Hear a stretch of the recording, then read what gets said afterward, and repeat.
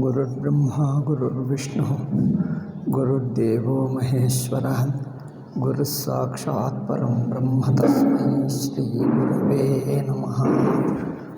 ಓಂ ನಾರಾಯಣ. ವೇದಾಂತದಲ್ಲಿ ಒಂದು ಪ್ರಕ್ರಿಯೆ, ಬೋಧಿಸಲಿಕ್ಕೆ ಒಂದು ಪ್ರಕ್ರಿಯೆ ಇರುತ್ತದೆ. ಪ್ರಕ್ರಿಯೆ ಏಕೆ ಅಂದರೆ ವಸ್ತುವು ನೇರಾಗಿ ಸಿಗಲ್ಲ. ಯಾವುದು ನೇರಾಗಿ ಹೇಳೋಕ್ಕಾಗಲ್ಲವೋ ಅದು ಇನ್ನೊಂದು ರೂಪವಾಗಿ ಹೇಳ್ತೀವಿ. ಅದಕ್ಕೆ ಸ್ವಾಮೀಜಿ ಒಂದು ಒಳ್ಳೆಯ ಉದಾಹರಣೆ ಹೇಳ್ತಾರೆ. ಮನೆ ಕಟ್ಟುವಾಗ ಸೀಲಿಂಗ್ ಕಟ್ಟಬೇಕಾದರೆ ಅದಕ್ಕೇನು ಹೇಳ್ತಾರೆ? RCC. ಮೊದಲೇನೋ ಅದೇನೋ ಕಂಬಗಳು ಎಲ್ಲ ಇಡ್ತಾರೆ ನೋಡಿ, ಕಂಬಗಳು ಅದಕ್ಕೇನು ಮರದ ಇವೆಲ್ಲ ಇಟ್ಟು ಅದರ ಮೇಲೆ ಸಿಮೆಂಟ್ ಹಾಕ್ತಾರೆ. 2 ದಿವಸ 3 ದಿವಸ ಆದ ನಂತರ ಈ ಕೆಳಗಿಂದೆಲ್ಲ ತೆಗೆದು ಬಿಡ್ತಾರೆ. ನಂತರ ತಾನೇ ನಿಲ್ಲುತ್ತದೆ. ನೇರಾಗಿ ಸಿಮೆಂಟು ಹಾಕಿದರೆ ನಿಲ್ಲಲ್ಲ. ಅದಕ್ಕೋಸ್ಕರ ಅದಕ್ಕೆ ಏನೋ ಹೇಳ್ತಾರೆ, ಆ ವುಡನ್ ಮರದ ಸ್ಟ್ಯಾಂಡಿಂಗ್ ಏನೋ ಹೇಳ್ತಾರೆ ಅವರು, ಆ ಕಟ್ಟುವವ್ರನ್ನ ಹೇಳಬೇಕು. ಏನೋ ಹೆಸರಿದೆ. ಇದು ಒಂದು ದಾರಿಗೋಸ್ಕರನೇ. ಅದಾದ ನಂತರ ಎಲ್ಲ ಬಿಟ್ಟುಬಿಡ್ತಾರೆ, ಅದು ಉಪಯೋಗವಿಲ್ಲ. ಸಿಮೆಂಟ್ ಹಾಕಿ ಗಟ್ಟಿಯಾಗಿಬಿಟ್ರೆ ತೆಗೆದು ಬಿಡ್ತಾರೆ, ಅದು ನಿಲ್ಲುತ್ತದೆ. ಹಾಗೆ ಒಂದು ಪ್ರಕ್ರಿಯೆ ಹಾಕಿ ನಂತರ ತೆಗೆದು ಬಿಡ್ತೀವಿ, ಅದು ಹಾಗೆ ನಿಲ್ಲುತ್ತದೆ. ತಮ್ಮನ್ನು ದಾಟಿಸುವುದಕ್ಕೆ ಒಂದು ಸಹಕಾರ, ಆ ಹೆಜ್ಜೆ ಇಡುವುದಕ್ಕೆ ಇದು ಹಿಡ್ಕೊಂಡು ಅಲ್ಲಿ ಹೆಜ್ಜೆ ಇಟ್ಟರೆ ಇದು ಬೇಕಾಗಿಲ್ಲ, ಇದು ಬಿಟ್ಟು ಬಿಡ್ತೀವಿ. ಅಲ್ಲಿ ಹೆಜ್ಜೆ ಇಡುವುದಕ್ಕೆ ಇದು ಸಪೋರ್ಟ್ ಬೇಕು, ಅಲ್ಲಿ ಹೆಜ್ಜೆ ಇಟ್ಟರೆ ಇದು ಬಿಟ್ಟು ಬಿಡ್ತೀವಿ. ಹಾಗೆ ಇದು ಏಕೆ ಅಂದರೆ ಜ್ಞಾನದಲ್ಲಿ, ವೇದಾಂತದಲ್ಲಿ ಆಗಲಿ, ಭಕ್ತಿಯಲ್ಲಿ ಆಗಲಿ ಇವೆಲ್ಲ ಪ್ರಕ್ರಿಯೆಗಳು. ಮನಸ್ಸಿಗೆ ಪ್ರೇಮ ಶುದ್ಧಿ ಆಗಬೇಕು. ಪ್ರೇಮದಲ್ಲಿ 2 ಅಂಶಗಳು.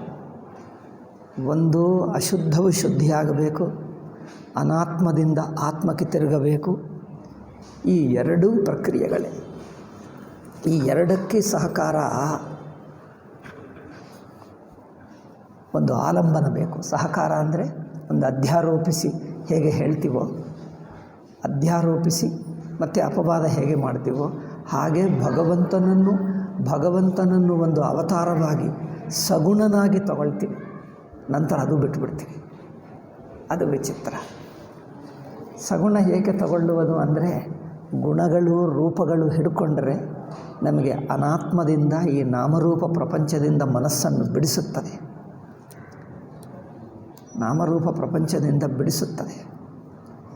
ಇದು ಬಿಟ್ಟು ಕೃಷ್ಣ, ರಾಮ, ಶಿವ ಅವರ ಮೇಲೆ ಪ್ರೀತಿ ಉಂಟಾಗುತ್ತದೆ, ಇದು ಬಿಡಿಸುತ್ತದೆ.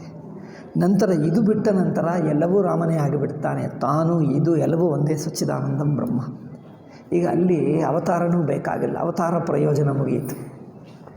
ನಿಮ್ಮನ್ನು ಪ್ರಪಂಚದಿಂದ ಇನ್ನೊಂದು ಕಡೆಗೆ ದೃಷ್ಟಿಯನ್ನು ತೆಗೆಯುವುದಕ್ಕೆ ಮಧ್ಯದಲ್ಲಿ ಒಂದು ಆಲಂಬನ ಬೇಕು. ಆ ಆಲಂಬನ, ಆ ಅಧ್ಯಾರೋಪದ ಸಪೋರ್ಟೇ ಸಗುಣ ಬ್ರಹ್ಮ ಅವತಾರ. ಅದಕ್ಕೋಸ್ಕರ ಭಕ್ತರ ಅನುಗ್ರಹಕ್ಕೋಸ್ಕರ ಅವತರಿಸಿದ್ದಾನೆ ಎಂದು ಹೇಳ್ತಾರೆ. ಅಂದರೆ ಭಕ್ತರಿಗೆ ಭಕ್ತಿಗೆ ಒಂದು ಸಪೋರ್ಟ್ ಬೇಕು. ಯಾರೋ ಒಬ್ಬರನ್ನು ಇಟ್ಕೊಂಡ್ರೆ ಅಂದಲೇ ಪ್ರೇಮ ಆಗುತ್ತದೆ. ಇಲ್ಲದಿದ್ದರೆ ಪ್ರೇಮ ಎಲ್ಲಿ ಗಾಲಿಯಲ್ಲಿ ಆಕಾಶದಲ್ಲಿ ನಿಲ್ಲಲ್ಲವಲ್ಲ. ಯಾರೋ ಒಬ್ಬರ ಮೇಲೆ ಇದ್ದರೆ ಪ್ರೇಮ ಇರುತ್ತದೆ. ಮಿಕ್ಕ ಕಡೆಯಿಂದ ಪ್ರೇಮ ಬಿಡಿಸುವುದು, ಇಲ್ಲಿ ಪ್ರೇಮ ಹಾಕುವುದು. ಅಷ್ಟೇ ಅಲ್ಲದೆ ಆ ಪ್ರೇಮ ಶುದ್ಧವಾಗಬೇಕು. ಯಾರೋ ಒಬ್ಬರನ್ನು ತೋರಿಸುವುದಕ್ಕೆ, ನಮಗೆ ಪ್ರೇಮ ತೋರಿಸುವುದಕ್ಕೆ ಒಬ್ಬರ ಸಪೋರ್ಟ್ ಬೇಕು. ಯಾರೂ ಇಲ್ಲ ಅಂದರೆ ಯಾರಿಗೋಸ್ಕರ ಪ್ರೇಮ ತೋರಿಸುವುದು? ಆ ಪ್ರೇಮ ತೋರಿಸುವುದು, ಅವರಿಗೋಸ್ಕರ ಕಷ್ಟಪಡುವುದು, ಅವರಿಗೋಸ್ಕರ ತ್ಯಾಗ ಮಾಡುವುದು, ಇದೆಲ್ಲ ಕಲಿತುಕೊಳ್ತೀವಿ. ಇಲ್ಲದಿದ್ದರೆ ತ್ಯಾಗ ಗುಣಗಳು ತಾನು ತಾನೇ ಬರಲ್ಲ. ಹೇಗೆ 1, 2 ಲೆಕ್ಕಗಳು ಬರಬೇಕಂದ್ರೆ ಒಂದು ಕೈಯಲ್ಲಿ ಹೇಳ್ತಿದ್ವಿ, 1, 2, 3, 4 ಹೀಗೆ ಲೆಕ್ಕ ಮಾಡಿಸ್ತೀವಿ. 5 ಅಂದರೆ ಏನು? ಇದು 2, ಈ ಮಿಕ್ಕದು 3, ಈ ಎಲ್ಲ 2, 3 ಸೇರಿಸಿ ಎಷ್ಟು? 5 ಆಗುತ್ತದೆ. 5 ಎಂಬ ಸಂಖ್ಯೆ 2, 3 ಸೇರಿಸಿ 5 ಎಂದು ತಿಳ್ಕೊಳ್ಳಲಕ್ಕೆ ಈ ಬೆರಳನ್ನು ಬಳಸ್ತೀವಿ. ಅಂದರೆ ಬೆರಳೇ 5 ಎಂದಲ್ಲ, 5 ಸಂಖ್ಯೆ ಗೊತ್ತಾಗುವುದಕ್ಕೆ ಬೆರಳನ್ನು ಬಳಸೋದು. ಬೆರಳು ಸಹಾಯಕ. ಮನಸ್ಸಿನಲ್ಲಿ 5 ಎಂಬ ಸಂಖ್ಯಾ ಬುದ್ಧಿ ಬರಬೇಕಂದರೆ ಹೊರಗಿನ ವಸ್ತುಗಳು ಸಹಾಯ ಬೇಕಾಗ್ತದೆ. ಹೊರಗಿನ ವಸ್ತುಗಳ ಸಹಾಯದಿಂದ 5 ಸಂಖ್ಯಾ ಬುದ್ಧಿ, ಆ ಸಂಖ್ಯಾ 5 ಎಂದು ಗೊತ್ತಾಗಿ ಬಿಟ್ಟರೆ ಬೆರಳು ಬಿಟ್ಟರೂ ಅರ್ಥವಾಗಿಬಿಡ್ತದೆ. ಮಕ್ಕಳಿಗೆ ಮೊದಲು ಎಷ್ಟು 2 ಹೇಳ್ತೀವಿ. 2 ಸೇರಿಸಿ ಎಷ್ಟಾಗ್ತದೆ ಅಂದರೆ ಅವ್ರಿಗೆ ಗೊತ್ತಿಲ್ಲ. 2 ತಗೋ 2, ಇನ್ನೊಂದು ಮತ್ತೆ 2, ಇದು 2 ಸೇರಿಸಂದರೆ ಏನು, ಒಟ್ಟಿಗೆ ಲೆಕ್ಕ ಮಾಡೋ ಎಂದರ್ಥ. 1, 2, 3, 4 4 ಆಗ್ತವೆ. ಹಾಗೆ ಇದು ಒಂದು ಸಲ ಗೊತ್ತಾದರೆ ಈಗ ಮತ್ತೆ ಬೆರಳು ಬೇಕಾಗಿಲ್ಲ. ಸಂಖ್ಯವನ್ನು ಸೇರಿಸುವುದು ಈ ಜ್ಞಾನಕ್ಕೋಸ್ಕರ ಬೆರಳುಗಳನ್ನು ಬಳಸ್ತೇವೆ. ಹಾಗೆಯೇ ಎಷ್ಟೋ ಉದಾಹರಣೆಗಳು ಹೇಳಬಹುದು. ಅಕ್ಷರ ಜ್ಞಾನ ಶಂಕರಾಚಾರ್ಯರೇ ಬೃಹದಾರಣ್ಯಕ ಭಾಷ್ಯದಲ್ಲಿ ಹೇಳ್ತಾರೆ. ಆ ಎಂದು ಹೇಳ್ತಾರೆ. ಆ ಅಂದರೆ ಹೇಗಿರುತ್ತದೆ ಇಲ್ಲಿ ಬರೆಯುತ್ತೇವೆ. ಬಾಯಿಯಲ್ಲಿ ಹೇಳುವುದು ಆ, ಈ, ಉ ಎಂದು ಬಗೆಯ ಸೌಂಡ್ಗಳು, ಬಗೆ ಧ್ವನಿಗಳು ಉಚ್ಚಾರ ಮಾಡಬೇಕು. ಈಗ ಈ ಒಂದು ಅಕ್ಷರ ಮಾಡ್ತೀವಿ. ಏನು ಹೇಳಬೇಕು? ಆ ಹೇಳ್ತಾನೆ. ಹೀಗೆ ಬರೆದರೆ ಈ ಹೇಳ್ತಾನೆ, ಹೀಗೆ ಬರೆದರೆ ಉ ಹೇಳ್ತಾನೆ. ಈ ಸೌಂಡ್ ಗೊತ್ತಾಗುವುದಕ್ಕೆ ಇದು ಭಾಷ್ಯ ಅಕ್ಷರ, ಲಿಖಿತ ಅಕ್ಷರ ಸಹಾಯಕ. ಒಂದು ಸಲ ಆ ಧ್ವನಿ ಗೊತ್ತಾದ ನಂತರ ಹೊರಗಿಂದ ಬಿಟ್ಟರು ಹೇಳಿಬಿಡ್ತಾರೆ. ಹಾಗೆ ಒಂದು ಗೊತ್ತಾಗುವುದಕ್ಕೆ ಮಧ್ಯದಲ್ಲಿ ಸಪೋರ್ಟು, ಅದು ಬಂದ ನಂತರ ಇದು ಬೇಕಾಗಿಲ್ಲ. ಇದು ಸಿಂಪಲ್ ಅಧ್ಯಾರೋಪ ಅಪವಾದ. ಅದು ತಿಳಿಯುವುದಕ್ಕೆ ಸಪೋರ್ಟ್, ಅದು ಗಟ್ಟಿಯಾದ ನಂತರ ಇದು ಬೇಕಾಗಿಲ್ಲ. ಭಗವಂತನ ಭಾವ, ಭಗವಂತ ನಮ್ಮ ಎದುರಾಗಿದ್ದಾನೆ, ಹತ್ತಿರವಾಗಿದ್ದಾನೆ ಎಂದು ಸರ್ವವ್ಯಾಪಕನಾದ ಭಗವಂತ ನಮಗೆ ಹತ್ತಿರವಾಗಿದ್ದಾನೆ, ನಮ್ಮ ಎದುರಾಗಿದ್ದಾನೆ, ನಮಗೆ ಅವರಿಗೆ ಒಂದು ಅನುಬಂಧ ಆಗುತ್ತಾ ಇದೆ ಎಂದು ಗೊತ್ತಾಗಬೇಕಂದರೆ ಒಂದು ವಿಗ್ರಹ ಇಡ್ತೇವೆ. ವಿಗ್ರಹನೇ ಭಗವಂತವಾದರೆ ವಿಗ್ರಹ ಭಗವಂತ ಬೇಕಾಗಿಲ್ಲ. ಭಗವಂತನ ಸಾನ್ನಿಧ್ಯ ಭಾವ, ಸನ್ನಿಧಿ ಭಾವಕ್ಕೋಸ್ಕರ ವಿಗ್ರಹ ಸಹಾಯಕವಾಗ್ತದೆ. ಎದುರಾಗಿದ್ದಾನೆ, ಅವನು ವಿಗ್ರಹ ಮಾಡಿ ಇಟ್ಟರೆ ಎದುರಾಗಿದ್ದಾನೆ ಅನಿಸುತ್ತದೆ. ಭಗವಂತ ಎಲ್ಲ ಕಡೆ ಇದ್ದಾನೆ, ವಿಗ್ರಹ ಬೇಕೆ? ಎಲ್ಲ ಕಡೆ ಇದ್ದಾನೆ ಅಂದರೆ ಮನಸ್ಸು ಚದರಿ ಹೋಗುತ್ತದೆ, ಒಂದು ಕಡೆ ನಿಲ್ಲಲ್ಲ. ನಾವು ಭಗವಂತನ ಹತ್ತಿರವಾಗಿದ್ದೇವೆ ಎಂದು ಭಾವನೆ ಬರಲ್ಲ. ಇದ್ದಾನೆ, ಎಲ್ಲ ಕಡೆ ಇದ್ದಾನೆ, ಆದರೆ ನಮ್ಮ ಮನಸ್ಸಿಗೆ ಅವನ ಇರುವಿಕೆಯ ಅರಿವು ಆಗ್ತಾ ಇಲ್ಲ. ಅದರಿಂದ ಒಂದು ವಿಗ್ರಹ ಕೊಡ್ತೀವಿ. ಅದಕ್ಕೆ ವಿಗ್ರಹಕ್ಕೆ ಹತ್ತಿರಕ್ಕೆ ಬಂದರೆ, ಮಂದಿರಕ್ಕೆ ಹತ್ತಿರಕ್ಕೆ ಬರ್ತಾ ಇದ್ದರೆ ಮಂದಿರದಲ್ಲಿ ಭಗವಂತನ ಹತ್ತಿರ ಬಂದಿದ್ದೇವೆ, ಮಂದಿರದಿಂದ ಹೊರಗೆ ಹೋಗಿದ್ದರೆ ದೂರವಾಗಿದ್ದೇವೆ. ಮೊದಲು ಭಗವಂತನ ಆ ಸಾನ್ನಿಧ್ಯ ಭಾವ ಹೃದಯಕ್ಕೆ ಹತ್ತಲಿ. ಒಂದು ಸಲ ಅದು ಹತ್ತಿದ್ದರೆ ಆ ಭಾವ, ಅದೇ ಭಾವದಿಂದ ನೀವು ಮಂದಿರದಿಂದ ಹೊರಗೆ ಬಂದರೂ ಭಾವ ಇರುತ್ತದೆ. ಮೊದಲು ಮಂದಿರಕ್ಕೆ ಬಂದಾಗ ಮಂದಿರದಲ್ಲೇ ಭಗವಂತ ಇದ್ದಾನೆ ಅನಿಸುತ್ತದೆ. ಕೆಲವು ದಿವಸದ ಅಭ್ಯಾಸ ಆದ ನಂತರ, ಮಂದಿರಕ್ಕೆ ಹೋಗಿ ಬಂದ ನಂತರ, ಹೊರಗೆ ಬಂದ ನಂತರನೂ ಇನ್ನೂ ಭಗವಂತನ ಸನ್ನಿಧಿಯಲ್ಲೇ ಇದ್ದೇವೆ. ಏಕೆಂದರೆ ಆ ಸನ್ನಿಧಿ ಮನಸ್ಸಿಗೆ ಹತ್ತಿಬಿಟ್ಟಿತು. ಹೊರಗೆ ಬಂದ ನಂತರ ಸ್ವಲ್ಪ ಹೊತ್ತು, ಅರ್ಧ ಗಂಟೆವರೆಗೆ ಇನ್ನೂ ಆ ಸನ್ನಿಧಿಯಲ್ಲೇ ಇದ್ದೇವೆ ಅನಿಸುತ್ತದೆ. ಇನ್ನೂ ನಂತರ 1 ಗಂಟೆ, 2 ಗಂಟೆ, ಇನ್ನೊಂದು ಇಡೀ ದಿವಸ ಇರುತ್ತದೆ ಸನ್ನಿಧಿಯಲ್ಲೇ ಇದ್ದೇವೆ ಅಂತ. ಹಾಗೆ ಒಂದು ವಿಗ್ರಹ ಸಹಾಯಕವಾಗ್ತದೆ. ಇವರೇನು ಮಾಡ್ತಾರೆ, ವಿಗ್ರಹ ಕಲ್ಲು ನಾವೇ ಮಾಡಿದ್ದೀವಿ, ಅದು ಭಗವಂತ ಹೇಗಾಗ್ತಾನೆ? ಇದು ತರ್ಕ. ಯಾರ ತರ್ಕ? ಮೂರ್ಖರ ತರ್ಕ. ಮತ ಎಂದು ಹೆಸರಿನಿಂದ, ಭಗವಂತನ ಹೆಸರಿನಿಂದ ತುಂಬ ಮೂರ್ಖತ್ವ, ಗುಂಡಾಯ್ತನ ನಡೆಯುತ್ತಾ ಇದೆ. ಭಗವಂತನ ಹೆಸರಿನಲ್ಲೇ ಭಯಂಕರ ರಾಕ್ಷಸತ್ವ, ಗುಂಡಾತ್ಮನು ನಡೆಯುತ್ತಾ ಇದೆ. 2 ಮತಗಳಂದರೆ ಅದೇ ಅರ್ಥ.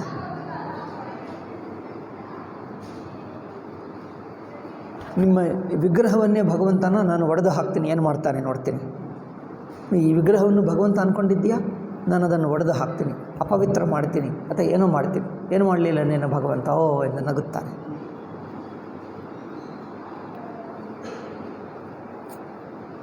ಅನ್ನವನ್ನು ತಿಂದರೆ ಶಕ್ತಿ ಉಂಟಾಗುತ್ತದೆ.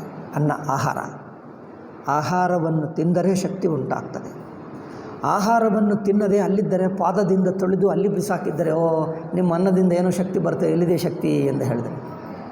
ಏನಾಗ್ತದಪ್ಪ? ಅನ್ನವನ್ನು ಬಿಸಾಕಿ ಪಾದದಿಂದ ತೊಳೆದು ನೀವು ಅನ್ನದಲ್ಲಿ ಶಕ್ತಿ ಇದೆ ಎಂದು ಹೇಳಿದ್ವಿ, ಎಲ್ಲಿದೆ ಶಕ್ತಿ ತೋರೋಣ? ಶಕ್ತಿ ನನ್ನನ್ನು ಎದುರಿಸ್ತದ ನೋಡ್ತೀನಿ ನಾನು. ಶಕ್ತಿ ನನ್ನನ್ನು ಎದುರಿಸ್ತದ? ನಾನು ಅನ್ನವನ್ನು ತುಳಿದು ಬಿಟ್ಟೆ ಬಿಸಾಕಿದೆ. ಏನು ಮಾಡಿತು? ಈ ಪುಸ್ತಕದಲ್ಲಿ ಜ್ಞಾನ ಇದೆ, ತಿಳುವಳಿಕೆ ಇದೆ, ಮಾಹಿತಿ ಇದೆ ಅಂದರೆ ಪುಸ್ತಕವನ್ನು ನಾನು ಓದಲ್ಲ, ಹರಿದು ಹಾಕ್ತೀನಿ, ಬಿಸಾಕ್ತೀನಿ, ಸುಟ್ಟು ಹಾಕ್ತೀನಿ. ಓ ನಿಮ್ಮ ಜ್ಞಾನ ಹೇಳಿದ್ದೀವಿ, ಎಲ್ಲಿದೆ ಜ್ಞಾನ? ಪುಸ್ತಕ ಓದಿ ಅರ್ಥ ಮಾಡಿಕೊಂಡರೆ ಜ್ಞಾನ, ಬಿಸಾಕಿದ್ದರೆ ಜ್ಞಾನ ಬರಲ್ಲ. ಅನ್ನವನ್ನು ತಿಂದು ಜೀರ್ಣ ಮಾಡಿಕೊಂಡರೆ ಶಕ್ತಿ, ನೀವು ತಿನ್ನದೇ ತುಳಿದುಬಿಟ್ಟು ಬಿಸಾಕಿದ್ದರೆ ಶಕ್ತಿ ಇಲ್ಲ. ಹಾಗೆ ವಿಗ್ರಹವನ್ನು ಭಗವದ್ ಭಾವದಿಂದ ನೀವು ಮಾಡಿದ್ದರೆ ಭಗವಂತನ ಸಾನ್ನಿಧ್ಯ, ಭಗವಂತನ ಭಾವ ನಿಮಗೆ ಬರುತ್ತದೆ. ನೀವು ಬಳಸಲಿಲ್ಲ, ಹಾಗೆ ಬಿಸಾಕಿದ್ದರೆ ಆಗಲ್ಲ ನಿಮಗೆ. ನೀವು ಅದನ್ನು ಹೇಗೆ ಬಳಸ್ತೀವಿ ಅಲ್ಲಿದೆ. ಅನ್ನವನ್ನು ಬಳಸಿದ್ದರೆ ಶಕ್ತಿಯ ಅನ್ನ ಅಂದರೆ ಶಕ್ತಿ ಅಂದರೆ ಶಕ್ತಿ ಎಲ್ಲಿದೆ ತೋರಿಸು. ಶಕ್ತಿ ನನ್ನನ್ನು ಎದುರಿಸ್ತದ? ನಾನು ಅನ್ನವನ್ನು ತುಳಿದು ಬಿಡ್ತೀನಿ. ನಿಮ್ಮ ಶಕ್ತಿ ಹೇಳಿದ್ವಿ, ಎಲ್ಲಿದೆ ಶಕ್ತಿ? ನಿಮ್ಮ ವಿಗ್ರಹವನ್ನು ನಾನು ತುಳಿದು ಹಾಕ್ತೀನಿ, ಎಲ್ಲಿದೆ? ಇದು ನೋಡಿ, ಇದೇ ಹಾಗೆ ಅಲ್ಲವೇ? ಅನ್ನವನ್ನು ಬಿಸಾಕಿದ್ದರೆ ಶಕ್ತಿ ಇದೆ ಎಂದರ್ಥವ? ತಿಂದರೆ ಜೀರ್ಣಿಸ್ಕೊಂಡ್ರೆ ಶಕ್ತಿ, ಬಿಸಾಕಿದ್ದರೆ ಶಕ್ತಿಯಲ್ಲಿ. ಹಾಗೆ ವಿಗ್ರಹವನ್ನು ಬಿಸಾಕಿದ್ದರೆ ಹಾಗೆ ಆಗ್ತದೆ. ಭಗವಂತನನ್ನು ನೀವು ಭಕ್ತಿಭಾವದಿಂದ ಆರಾಧನೆ ಮಾಡಿದ್ದರೆ ಆ ಭಕ್ತಿ, ಆ ಶಕ್ತಿ, ಅನುಗ್ರಹ ನಿಮಗೆ ಬರುತ್ತದೆ. ನೀವು ಅನುಗ್ರಹ ಬೇಡ ಎಂದು ಬಿಸಾಕಿದ್ದರೆ, ಓ ಎಲ್ಲಿದ್ದಾನೆ ಭಗವಂತ, ಭಗವಂತ ಏಕೆ ಏನು ಮಾಡ್ತಾ ಇಲ್ಲ, ಹೇಗೆ ಮಾಡ್ತಾನೆ? ನೀವು ಬಿಸಾಕಿದ್ದರೆ ಹೇಗೆ ಮಾಡ್ತಾನೆ? ನೀವು ಅನ್ನವನ್ನು ಹೇಗೆ ಬಳಸ್ಕೊಳ್ತೀವೋ, ಪುಸ್ತಕವನ್ನು ಹೇಗೆ ಓದ್ತೀವೋ, ಓದಿದ್ದರೆ ಜ್ಞಾನ. ಹಾಗೆ ಓದದೆ ಸುಟ್ಟು ಹಾಕಿದ್ದರೆ ಜ್ಞಾನ ಎಲ್ಲಿದೆ? ನೀವು ಪುಸ್ತಕದಲ್ಲಿ ಜ್ಞಾನ ಹೇಳ್ತೀವಿ, ಎಲ್ಲಿದೆ ಜ್ಞಾನ ಹೇಳ್ತೀವಿ? ನೀವು ಓದಿದ್ದರೆ ಜ್ಞಾನ, ಓದದಿದ್ದರೆ ಜ್ಞಾನ ಹೇಗೆ? ಅಲ್ಲ, ಇದು ಯಾವ ವಸ್ತುವಾದರೂ ಹೀಗೆ. ವಿಗ್ರಹವನ್ನೇ ಏಕೆ ಭಗವಂತನಲ್ಲ ಎಂದು ಹೇಳಿ ಯಾವುದಾದರೂ ಹಾಗೆಯೇ. ಒಂದು ಫೋನ್ ಬರುತ್ತದೆ, ಕಾಲ್, ನೀವು ಅದನ್ನು ಸ್ವಿಚ್ ಆನ್ ಮಾಡಿ ಕೇಳಿದ್ದರೆ ಕೇಳಿಸ್ತದೆ. ಸ್ವಿಚ್ ಆನ್ ಮಾಡಲ್ಲ, ಕೇಳಲ್ಲ. ಹೇಗೆ ಕೇಳಿಸ್ತದೆ ಅಂದರೆ ಕೇಳಿಸಲ್ಲ. ಅದು ಸ್ವಿಚ್ ಆನ್ ಮಾಡಿದ್ದರೆ ಕೇಳಿಸ್ತದೆ. ನೀವು ಕೇಳಲ್ಲ, ನಾನು ಸ್ವಿಚ್ ಆನೇ ಮಾಡಲ್ಲ, ನಾನು ಬಿಸಾಕ್ತೀನಿ ಫೋನು, ಅದರಿಂದ ಫೋನ್ ಕಾಲ್ ಹೇಗೆ ಬರುತ್ತದೋ ನೋಡ್ತೀನಿ ಅಂದರೆ ನೀವು ಬಿಸಾಕಿದ್ದರೆ ಕಾಲ್ ಬರಲ್ಲ ಅಷ್ಟೇ. ಯಾವುದಾದರೂ ಹಾಗೆ ವಿಗ್ರಹವೂ ಅಷ್ಟೇ. ನೀವು ವಿಗ್ರಹ ಮಂದಿರ ಪ್ರತಿಷ್ಠಾ ಮಾಡಿ ಆ ತರಹ ಪೂಜಾ ನಮಸ್ಕಾರ ಅಭಿಷೇಕ ಮಾಡಿದ್ದರೆ ಭಗವಂತನ ಸಾನ್ನಿಧ್ಯ ಭಾವ ನಿಮ್ಮ ಮನಸ್ಸಿಗೆ ಬರುತ್ತದೆ. ನಿಮ್ಮ ಅಲ್ಲಾನೂ ಹಾಗೆ ಅಲ್ಲವೇ? ನೀವು ಪ್ರಾರ್ಥನೆ ಮಾಡಿದ್ದರೆ, ನಮಾಜ್ ಮಾಡಿದ್ದರೆ ಅನುಗ್ರಹ ಮಾಡ್ತಾನೆ. ನೀವು ನಮಾಜ್ ಮಾಡದಿದ್ದರೆ ಅಲ್ಲ ಏನು ಮಾಡ್ತಾನೆ? ತಾನು ಮಾಡ್ತಾನೆ. ತಾನು ಮಾಡಿದರೆ ನಮಾಜೇ ಬೇಕಾಗಿಲ್ಲವೇ? ಯಾವುದಾದರೂ ಅದೇ ಮಾತು. ಇದು ನಮ್ಮ ವಿಗ್ರಹ ಮೇಲೇ ಏಕೆ ಈ ದ್ವೇಷ? ಗುಂಡಗಳಿಗೆ ತರ್ಕ ಬೇಡ, ಯಾವ ಯುಕ್ತಿ ಬೇಡ. ಗುಂಡ ಮಾಡುವುದಕ್ಕೆ ಗುಂಡಾಯಿಸಮ್ ಅಷ್ಟೇ, ಅದಕ್ಕೇನು ಅರ್ಥ ಇಲ್ಲ. ಯಾವುದಾದರೂ ಅಷ್ಟೇ, ನೀವು ಅದು ಬಳಸಿಕೊಂಡರೆ ಅದು ಬರುತ್ತದೆ, ಬಿಸಾಕಿದ್ದರೆ ಉಪಯೋಗವಾಗಲ್ಲ. ಔಷಧಿ ಅಷ್ಟೇ. ನೋಡು, ಇದರಲ್ಲಿ ಆರೋಗ್ಯ ಇದೆ, ಶಕ್ತಿ ಇದೆ. ಶಕ್ತಿ ಇದೆ ಅಂದರೆ ತಿಂದರೆ ಶಕ್ತಿಯ, ಬಿಸಾಕಿದ್ದರೆ ಶಕ್ತಿಯ? ನಾನು ತೊಗೊಂಡೇ ಅಲ್ಲ ಔಷಧಿ, ಬಿಸಾಕ್ತೀನಿ ಅಂದರೆ ನಿಮ್ಮ ಏನು ಮೂಳೆಗಳು ಗಟ್ಟಿ ಆಗ್ತವೆ ಎಂದು ಹೇಳ್ತಾರೆ. ತಿಂದರೆ ಗಟ್ಟಿ, ತಿನ್ನದಿದ್ದರೆ ಏನಾಗಲ್ಲ. ಹಾಗೆ ಅದು ಅಷ್ಟೇ. ವಿಗ್ರಹವನ್ನು ಭಕ್ತಿ ಭಾವದಿಂದ ಆರಾಧನೆ ಮಾಡಿದ್ದರೆ ಆಗುತ್ತದೆ. ಹೀಗೆ ಯಾವುದೇ ವಸ್ತುವಾಗಿ, ಇದೊಂದೇ ಅಲ್ಲ, ಎಲ್ಲ ವಸ್ತುಗಳು ಅಷ್ಟೇ. ಕುರ್ಚಿ ತಗೋ ಅಷ್ಟೇ, ಅದು ಬಳಸಿಕೊಂಡರೆ ಕುಳಿತಿರಬಹುದು, ಸುಖವಾಗಿರುತ್ತದೆ. ಅಲ್ಲ, ನಾನು ಬಿಸಾಕ್ತೀನಿ, ಕುರ್ಚಿಯಿಂದ ಸುಖ ಬರುತ್ತದೆ ಅಂದರೆ ಸುಖ ಎಲ್ಲಿ ಬರುತ್ತದೆ? ಬಿಸಾಕಿದರೆ ಕುರ್ಚಿಯಿಂದ ಯಾವ ಸುಖ ಇಲ್ಲ. ಸುಖ ಎಲ್ಲಿಂದ ಬರ್ತದೆ? ಯಾವ ವಸ್ತುವಾದರೂ ಅಷ್ಟೇ, ಅದನ್ನು ಬಳಸಿಕೊಳ್ಳುವ ಬಗೆಯಲ್ಲಿರುತ್ತದೆ ಅಷ್ಟೇ. ಈ ಮೂರ್ಖತ್ವಕ್ಕೆ ನಾವೇನೋ ಅವರು ಸಜ್ಜನರು ಅಂದ್ಕೊಂಡಿದ್ದೀವಿ. ಪಂಡಿತ ಚರ್ಚೆ ಮಾಡುವುದಕ್ಕೆ ಬುದ್ಧಿವಂತರಾದರೆ ಚರ್ಚೆ ಮಾಡ್ತಾರೆ, ಚರ್ಚೆಗೆ ಉತ್ತರ ಕೊಡಬೇಕು. ಗುಂಡಗಳಿಗೆ ಚರ್ಚೆ ಏನಿದೆ? ಹೊಡೆಯುವುದು ಬಿಟ್ಟು ಅವ್ರಿಗೇನಾದರೂ ಚರ್ಚೆ ಮಾಡ್ತೀರಾ ಅವ್ರ ಜೊತೆಗೆ? ಹಿರಣ್ಯಕಶಿಪು ಜೊತೆಗೆ ಚರ್ಚೆ ಮಾಡೋಕ್ಕಾಗುತ್ತದ? ರಾವಣನ ಜೊತೆಗೆ ಪಾಂಡಿತ್ಯ ಚರ್ಚೆ, ಧರ್ಮ ನಾವು ಧರ್ಮ ಅಂದರೇನು, ಅಧರ್ಮ ಎಂದರೇನು ಚರ್ಚೆ ಮಾಡೋಕ್ಕಾಗುತ್ತದ? ಅರ್ಥ ಏನಿದೆ? ದುರ್ಯೋಧನ ಜೊತೆಗೆ ಶ್ರೀಕೃಷ್ಣನೇ ಸ್ವಯಂ ಹೋದ ರಾಯಭಾರ, ಅವರೇನಾದರೂ ಕೇಳ್ತಾನ? ಏನಾದರೂ ಅರ್ಥ ಇದೆಯಾ? ಗುಂಡಗಳಿಗೆ ಹೊಡೆಯುವುದು ತೊಳೆಯುವುದು ಬಿಟ್ಟು ಬೇರೆ ಏನು ಅರ್ಥವಾಗಲ್ಲ ಅವರಿಗೆ. ತೊಳೆದರೆ ಮಾತ್ರ ಅರ್ಥವಾಗ್ತದೆ, ಬೇರೆ ಏನು ಅರ್ಥವೇ ಆಗಲ್ಲ ಅವರು. ನಮ್ಮ ಜನರೇನು, ನಮ್ಮ ಜನರಷ್ಟು ಮೂರ್ಖರು, ನಮ್ಮ ಗುರುಗಳಷ್ಟು ಮೂರ್ಖರು ಯಾರೂ ಇಲ್ಲ, ಪ್ರಪಂಚದಲ್ಲಿ ಯಾರೂ ಇಲ್ಲ. ಏಕೆಂದರೆ ಗುಲಾಮಿ ಗುರುಗಳು, ಬುದ್ಧೇ ಗುಲಾಮಿಯಾಗಿದೆ, ಕಂಡು ಬರಲ್ಲ. ಎಲ್ಲವೂ ಬ್ರಹ್ಮ ಎಂದು ಹೇಳಿದವನಿಗೆ ಬೆಂಕಿ ಮೇಲೆ ಕೂರಿಸಬೇಕು ಈ ಗುರುಗಳನ್ನು. ಎಲ್ಲವೂ ಬ್ರಹ್ಮ ಹೇಳ್ತಾರಲ್ಲ, ಬೆಂಕಿ ಮೇಲೆ ಕೂತ್ಕೋ, ಎಲ್ಲವೂ ಪರಮಾತ್ಮನೇ ಅಲ್ಲವೇ, ಕೂತ್ಕೋ, ಪರಮಾತ್ಮನೇ, ನಿಮಗೆ ಪರಮಾತ್ಮ ಅನುಗ್ರಹ ಆಗ್ತಾ ಇದೆ ಅಲ್ಲವೇ, ಬೆಂಕಿ ಮೇಲೆ ಕೂರಿಸು, ಪರಮಾತ್ಮ ಅನುಗ್ರಹ. ಎಲ್ಲ ಮತಗಳು ಸಮಾನ, ಬೆಂಕಿಯಲ್ಲೇ ಕೂರಿಸು, ಇದು ಬೆಂಕಿ ನಮ್ಮ ಮತ, ಕೂತ್ಕೋ ಅದರಲ್ಲಿ. ಈ ಎಲ್ಲ ಮತಗಳು ಸಮಾನ ಎಂದು ಪರಮ ಮೂರ್ಖ ಒಬ್ಬ ಅವತಾರ ಇದ್ದಾನೆ. ಎಲ್ಲ ಮತಗಳು ಸಮಾನ ಎಂದು ಹೇಳ, ಆ ಅವತಾರನನ್ನೇ ಅಲ್ಲಿ ಹಾಕಬೇಕಿತ್ತ ಬೆಂಕಿಯಲ್ಲಿ, ಗೊತ್ತಾಗ್ತಿತ್ತು ಅವನಿಗೆ. ಅವತಾರ ಅಂದರೆ ನನಗೆ ಸಾಸಿವೆ ಕಾಲಷ್ಟು ಆಧಾರ ಇಲ್ಲ. ಅವತಾರಗಳು ಸಾಮಾನ್ಯ ಮನುಷ್ಯರು ಎಷ್ಟು ಮೂರ್ಖರೋ ಅವತಾರಗಳು ಅಷ್ಟೇ ಮೂರ್ಖರು, ಏನು ವ್ಯತ್ಯಾಸ ಇಲ್ಲ. ವಿವೇಕ ಎಲ್ಲಿದೆಯೋ ಅಲ್ಲಿ ಒಪ್ಕೋ. ಸಾಮಾನ್ಯ ಜನರಲ್ಲಿಯೂ ವಿವೇಕ ಇರುತ್ತದೆ. ವಿವೇಕಹೀನರು ಮೂರ್ಖರಾಗಿ ಅವತಾರರು ಮಾತಾಡ್ತಾರೆ. ಬುದ್ಧ ಹಾಗೆ ಮಾತಾಡಿದ ಕೆಲವು ವಿಷಯಗಳಲ್ಲಿ, ಎಲ್ಲ ಅಲ್ಲ, ಕೆಲವು ವಿಷಯಗಳಲ್ಲಿ ಬುದ್ಧನೂ ಮೂರ್ಖವಾಗೇ ಮಾತಾಡಿದ. మరి ಅವತಾರ ಹೇಳ್ತಾರೆ, ಹೌದು ಅವತಾರನೇ, మరి ಇದೇನು ಅಂದರೆ ಅವತಾರನೇ ಮೂರ್ಖ ಅವತಾರ ಏನಿದೆ. ಕೆಲವು ಒಳ್ಳೆಯ ಹೇಳಿದ, ಕೆಲವು ಯೋಗಾವತಾರ, ಕೆಲವು ಮೂರ್ಖ ಅವತಾರ, ಮಿಕ್ಸ್ಡ್ ಅವತಾರ. ಅವತಾರಗಳು ಎಲ್ಲ ಮತಗಳು ಸಮಾನ ಎಂದು ಹೇಳ್ತಾನೆ. ಈ ಗುಂಡಾಗಳೆಲ್ಲ ಸಮಾನವಂತೆ, ಒಂದು ಟೆರರಿಸ್ಟ್, ಒಂದು ಪ್ರವಾದಿಯಂತೆ. ಏನಪ್ಪ, ಇವರು ಧ್ಯಾನ ಮಾಡಿ ಆ ಟೆರರಿಸ್ಟನ್ನು ದರ್ಶನ ಮಾಡಿಕೊಂಡನಂತೆ, ಟೆರರಿಸ್ಟ್ ಬಂದು ತನ್ನಲ್ಲೇ ಸೇರಿಕೊಂಡು ಬಿಟ್ಟನಂತೆ, ಅದರಿಂದ ಬ್ರಹ್ಮ ಎಂದು ಸಿದ್ಧವಾಯಿತಂತೆ ಅಲ್ಲವೇ. ಹುಚ್ಚು ಜನರು, ಇದು ಹುಚ್ಚು ಅವತಾರ, ಮೂರ್ಖ ಅವತಾರಗಳು ಇರುತ್ತವೆ. ಜನರೆಲ್ಲ ನಾಶವಾಗ್ತಾ ಇದ್ದರೆ ನನ್ನ ಕ್ರಿಟಿಸಿಸಮೇ ನಿಮಗೆ ತಪ್ಪು ಕಂಡು ಬರ್ತಾ ಇದೆ. ಎಲ್ಲ ಮತಗಳು ಸಮಾನ ಎಂದು ನಂಬಿ ಅವರ ಕೈಗೆ ನರಳಿ ಹೋಗ್ತಾ ಇರುವ ಕೋಟ್ಯಂತರ ಜನರು ನರಳಿ ಮರ್ಡರ್, ರೇಪ್ ಆಗುತ್ತಾ ಇದ್ದರೆ ನಿಮಗೆ ತಪ್ಪು ಕಂಡು ಬರುತ್ತಾ ಇಲ್ಲ. ನಾನು ವಿಮರ್ಶೆ ಮಾಡಿದ್ದರೆ ನಿಮಗೆಲ್ಲ ಪೌರುಷ ಬರುತ್ತಾ ಇದೆ. ಅಯ್ಯೋ, ಅಷ್ಟು ಅವತಾರ ಪುರುಷರನ್ನು ನೀವು ಬೈಯುತ್ತಾ ಇದ್ದೀವಿ, ಯಾರು ನೀನು ಯಾರು ಅಷ್ಟು ಅವತಾರ ಪುರುಷರನ್ನೇ ಬೈಯೋದಕ್ಕೆ? ಹೌದಪ್ಪ, ಗೊತ್ತು ನಮಗೆ ಅವತಾರಗಳು. మరి ಈ ಸತ್ತು ಹೋಗಿದ್ದಕ್ಕೆ ಕಾರಣ ಯಾರು? ಇಷ್ಟೆಲ್ಲ ನರಳಿ ಹೋಗುವುದಕ್ಕೆ ಅವರನ್ನೇ ನಂಬಬೇಕು. ಆ ಗುಂಡಾಗಳಿಗೆ ಕೈಗೆ ಕೊಡು, ಟೆರರಿಸ್ಟ್ ಕೈಗೆ ಕೊಡು ಅವರನ್ನು ಅವತಾರ ಪುರುಷ ಎಂದು, ಅವರನ್ನು ಪರಮಾತ್ಮ ಎಂದು ಹೋಗು. ಇದು ಮಾತ್ರ ಚೆನ್ನಾಗಿದೆ ನಿಮಗೆ. ನನ್ನ ವಿಮರ್ಶನೆ ನಿಮಗೆ ತಪ್ಪಾಗಿ ಕಂಡು ಬರ್ತಾ ಇದೆ. ವಿಚಿತ್ರ ಜನರಪ್ಪ, ಬುದ್ಧಿಹೀನರಾದರೆ ಹೀಗೆ ಇರುತ್ತಾರೆ. ವಿವೇಕ ಮಾಡು. ಬುದ್ಧವು ಶರಣಮನ್ವಿಚ್ಛ, ಬುದ್ಧೇ ಪ್ರಧಾನ. ಭಗವದ್ಗೀತಾ ಹೇಳ್ತಾರೆ, ಬುದ್ಧಿಯಲ್ಲಿ ಕಲ್ಕೊಳ್ತಾರೋ ಇಷ್ಟ ಬಂದಂತೆ ಮಾತಾಡ್ತಾರೆ. ಅದೇ ಭಗವಂತನ ಹೆಸರಿನಲ್ಲಿ, ಅದೇ ಅವತಾರ ಹೆಸರಿನಲ್ಲಿ ಬೇಕಾದಷ್ಟು ಹಿಂಸೆ ನಡೆಯುತ್ತಾ ಇದೆ. ಭಗವಂತನ ಹೆಸರಿನಲ್ಲೇ, ಅವತಾರ ಹೆಸರಿನಲ್ಲೇ ಎರಡು ಬಗೆ ಅವತಾರರು, ಎರಡು ಬಗೆ ಭಗವಂತನ ಹೆಸರಿನಲ್ಲಿ. ಒಬ್ಬರೇನೋ ಹಿಂಸೆ ಮಾಡು ಎಂದು ಒಬ್ಬ ದೇವನ ಹೇಳ್ತಾನೆ, ಆ ಹಿಂಸಾತ್ಮಕನೇ ದೇವರು. ಅದರಿಂದ ನೀವೇನು ಮಾಡಬೇಡ, ಅವರನ್ನು ನಂಬಿಕೋ, ಅವರಿಗೆ ನಮಸ್ಕಾರ ಮಾಡು ಎಂದು ಇನ್ನೊಬ್ಬ ಗುಲಾಮಿ ಅವತಾರ ಹೇಳ್ತಾನೆ. ಗುಲಾಮಿ ಅವತಾರ ಅವರ ಕೈಯಲ್ಲಿ ಸತ್ತು ಹೋಗು ಹೇಳ್ತಾನೆ. ಇನ್ನೊಬ್ಬ ಅವತಾರ ಬಂದು ಹಿಂಸೆ ಮಾಡು ಎಂದು ಹೇಳ್ತಾನೆ. ಇಬ್ಬರು ಅವತಾರಗಳು. ಒಬ್ಬರ ಅವತಾರ ಏನು ಹೇಳ್ತಾನೆ, ಇನ್ನೊಬ್ಬರನ್ನು ನನ್ನ ಮತ ಒಪ್ಪದಿದ್ದರೆ ಹೋಗಿ ಸಾಯಿಸು ಎಂದು ಹೇಳ್ತಾನೆ. ಇನ್ನೊಬ್ಬರು ಹೇಳ್ತಾನೆ, ಆ ಸಾಯಿಸುವವನು ಪರಮಾತ್ಮನೇ, ಹೋಗಿ ನಮಸ್ಕಾರ ಮಾಡು, ಅವರ ಕೈಯಲ್ಲಿ ಸತ್ತು ಹೋಗು ಎಂದು ಹೇಳ್ತಾನೆ. ಒಬ್ಬ ಅವತಾರ ಸಾಯಿಸು ಎಂದು ಹಿಂಸೆ ಮಾಡ್ತಾನೆ, ಇನ್ನೊಂದು ಅವತಾರ ಅವನು ಅವತಾರನೇ, ಅವರ ಕೈಯಲ್ಲಿ ಸತ್ತು ಹೋಗು, ನಿಮಗೆ ಮೋಕ್ಷ ಬರುತ್ತದೆ ಎಂದು ಇವರು ಹೇಳ್ತಾನೆ. ವೇದಾಂತ ಮಾತ್ರ ಕಲಿಯಬೇಡ, ಅವರು ಹೇಳಿರುವ ದ್ವೇಷವೇ ಕಲಿತುಕೋ, ಅದೇ ನಿಮಗೆ ಆಗುತ್ತದೆ, ಎಲ್ಲ ಮತಗಳು ಸಮಾನ ಎಂದು ಹೇಳ್ತಾರೆ. ಇನ್ನೊಬ್ಬರನ್ನು ಸಾಯಿಸು ಎಂದು ಹೇಳುವ ಮತಗಳು ಎಷ್ಟಿವೆಯೋ ಎಲ್ಲ ಮತಗಳು ಸಮಾನ ಎಂದು ಹೇಳುವುದು ಅಷ್ಟೇ ದುಷ್ಟಬುದ್ಧಿ, ಹುಚ್ಚು ಬುದ್ಧಿ ಹೇಳಬಹುದು ಅಲ್ಲವೇ. ಆದ್ದರಿಂದ ಅಧ್ಯಾರೋಪ ಅಪವಾದ ಎಂಬುದು ವಿವೇಕಪೂರ್ವಕ ಇರಬೇಕು. ನನಗನ್ನಿಸುತ್ತದೆ ಎಲ್ಲಕ್ಕಿಂತ ದೊಡ್ಡ ಅವತಾರ ವಿವೇಕ. ವಿವೇಕವಿಲ್ಲದೆ ಯಾವ ಅವತಾರವೂ ಗುಂಡಾಯಿ ಆಗಿಬಿಡ್ತಾನೆ.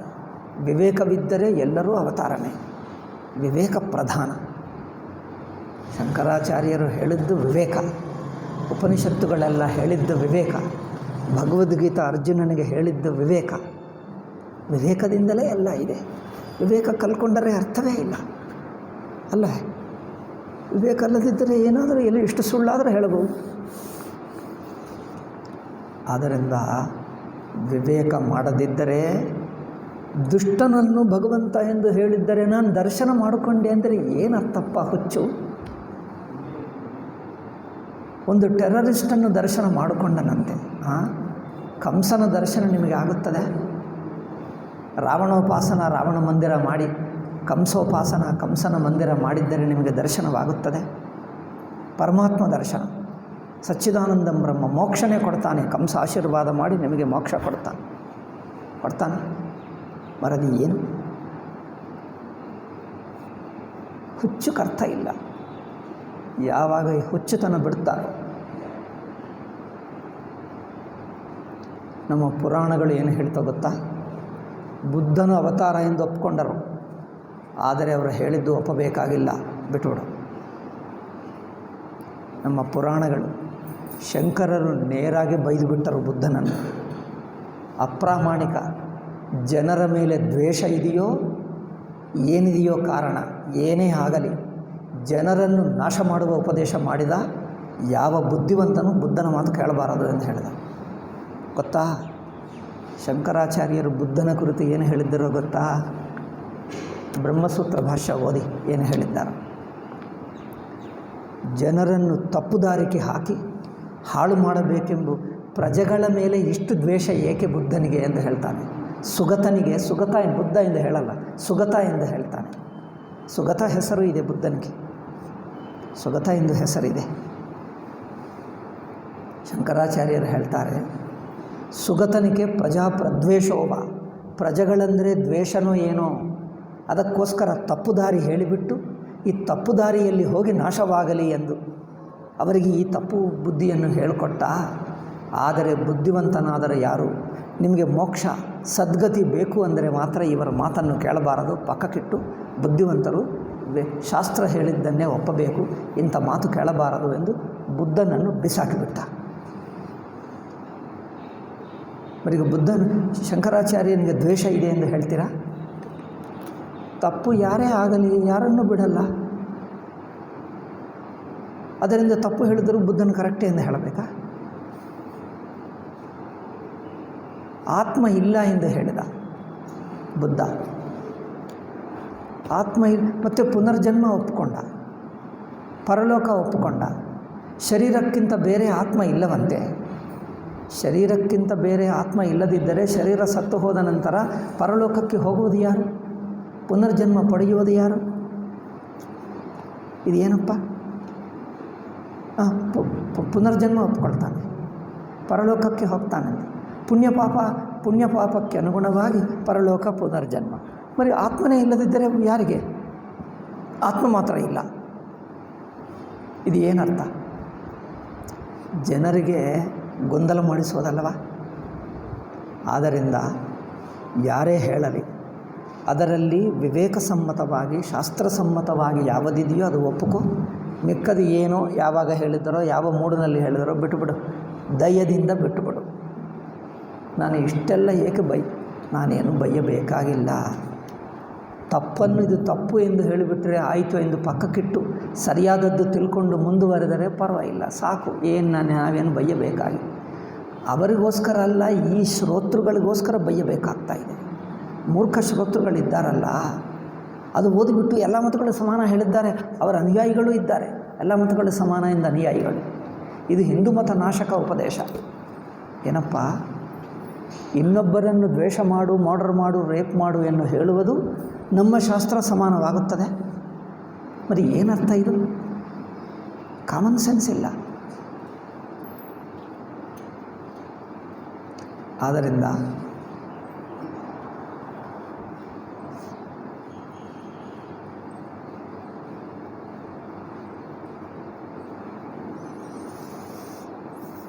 ಇದನ್ನು ಏನು ಹೇಳಬೇಕು ಗೊತ್ತಾಗಲ್ಲ. ಶಂಕರಾಚಾರ್ಯರಿಗೆ ಧೈರ್ಯವಿತ್ತು, ಹೇಳಿಬಿಟ್ಟರು. ಬುದ್ಧನ ಕುರಿತು ಹೇಳತಕ್ಕದ್ದಿದ್ದ ಹೇಳಿಬಿಟ್ರು. ಜನರು ಒಪ್ಪಲಿ ಬಿಡಲಿ ಹೇಳಿಬಿಟ್ರು ಧೈರ್ಯದಿಂದ. ಆದ್ದರಿಂದ ಅನಂತರವಾಗಿ ಶಂಕರರನ್ನು ಆದರದಿಂದಲೇ ನೋಡಿದ್ದಾರೆ. ಶಂಕರರು ಒಳ್ಳೆಯದೇ ಮಾಡಿದ್ದಾರೆ ಎಂದು. ನಾವು ಹೇಳಿದ್ದರೆ ಮಾತುಗೂ ಅರ್ಥ ಇಲ್ಲ. ಯಾರೂ ನನ್ನ ಮಾತೇ ಕೇಳಲ್ಲ, ನನ್ನ ಮಾತೆ ಪಕ್ಕಕ್ಕಿಟ್ಟು ಮತ್ತೆ ಅದೇ ಮೂರ್ಖತನದಲ್ಲಿ ಮುಂದುವರಿಯುತ್ತಾರೆ. ನಾಶವಾಗ್ತಾರೆ. ಹಾಗೇ ಬಿಟ್ಟರು. ಪಾಕಿಸ್ತಾನಲ್ಲಿ ಆಗಿದ್ದರು, ಅಫ್ಘಾನಿಸ್ತಾನಲ್ಲಿ ಆಗಿದ್ದರು, ಬಾಂಗ್ಲಾದೇಶನಲ್ಲಿ ಮೂರ್ಖರಾಗಿದ್ದಾರೆ, ಕಾಶ್ಮೀರ್ನಲ್ಲಿ ಭಯಂಕರ ನಾಶವಾಗಿದ್ದೇವೆ. ಆದರೂ ಎಲ್ಲ ಮತಗಳು ಸಮಾನ ಎಂಬ ಮೂರ್ಖ ಬುದ್ಧಿ ಮಾತ್ರ ಬಿಡಲ್ಲ ಅಲ್ಲವೇ? ಯಾವಾಗ ಬುದ್ಧಿ ಬರುತ್ತದೆ? ಅಸಲು ಬರಲ್ಲವಾ? ನಮ್ಮ ಗುರುಗಳು ಹೇಳಿದ್ದು ನಾನು ಹೀಗೆ ಸತ್ತು ಹೋದರೂ ಪರವಾಗಿಲ್ಲ, ನಾನು ಹೀಗೆ ಇರ್ತೀನಿ. ನನ್ನನ್ನು ಸಾಯಿಸಿದ್ದರೂ ನಮ್ಮ ಗುರುಗಳು ಹೇಳಿದ್ದೇ ಒಪ್ಕೊಳ್ತೀನಿ. ಏನಪ್ಪ ಇದು ಏನು ಮಾತು? ಮೂರ್ಖ ಬುದ್ಧಿ.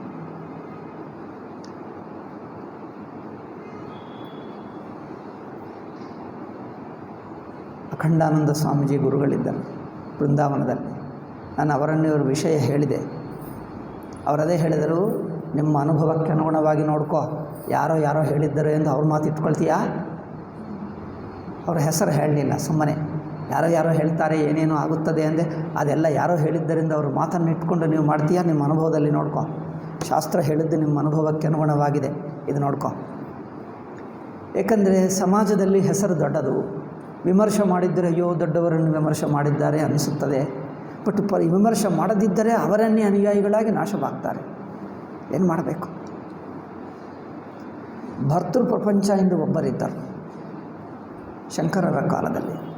ಬುದ್ಧ, ಭರ್ತೃ ಪ್ರಪಂಚ ಇವರಿಬ್ಬರನ್ನು ನೇರಾಗಿ ಬಿಸಾಕಿಬಿಟ್ರು. ಕ್ರಿಟಿಸಿಸಮ್ ಮಾಡೇ ಬಿಟ್ಟರು. ನಿರ್ದಾಕ್ಷಿಣ್ಯವಾಗಿ ತಪ್ಪು ಏನಿದೆಯೋ ನೇರಾಗಿ ಹೇಳಿಬಿಟ್ಟರು. ಬೃಹದಾರಣ್ಯಕ ಉಪನಿಷತ್ತಿನಲ್ಲಿ ಭರ್ತೃ ಪ್ರಪಂಚರ ವ್ಯಾಖ್ಯಾನ, ಉಪನಿಷತ್ತಿನ ವ್ಯಾಖ್ಯಾನ ಹೆಜ್ಜೆದಲ್ಲಿ ವಿಮರ್ಶೆ ಮಾಡಿ ಬಿಸಾಕಿಬಿಟ್ಟರು. ಆ ಕಾಲದಲ್ಲಿ ಅನೇಕ ಶತಮಾನಗಳಿಂದ ಅವರ ಸಂಪ್ರದಾಯನೇ ನಡೆಯುತ್ತಿತ್ತಂತೆ. ಮುಚ್ಚೆ ಹೋಯಿತು ಶಂಕರರು ಬಂದ ನಂತರ.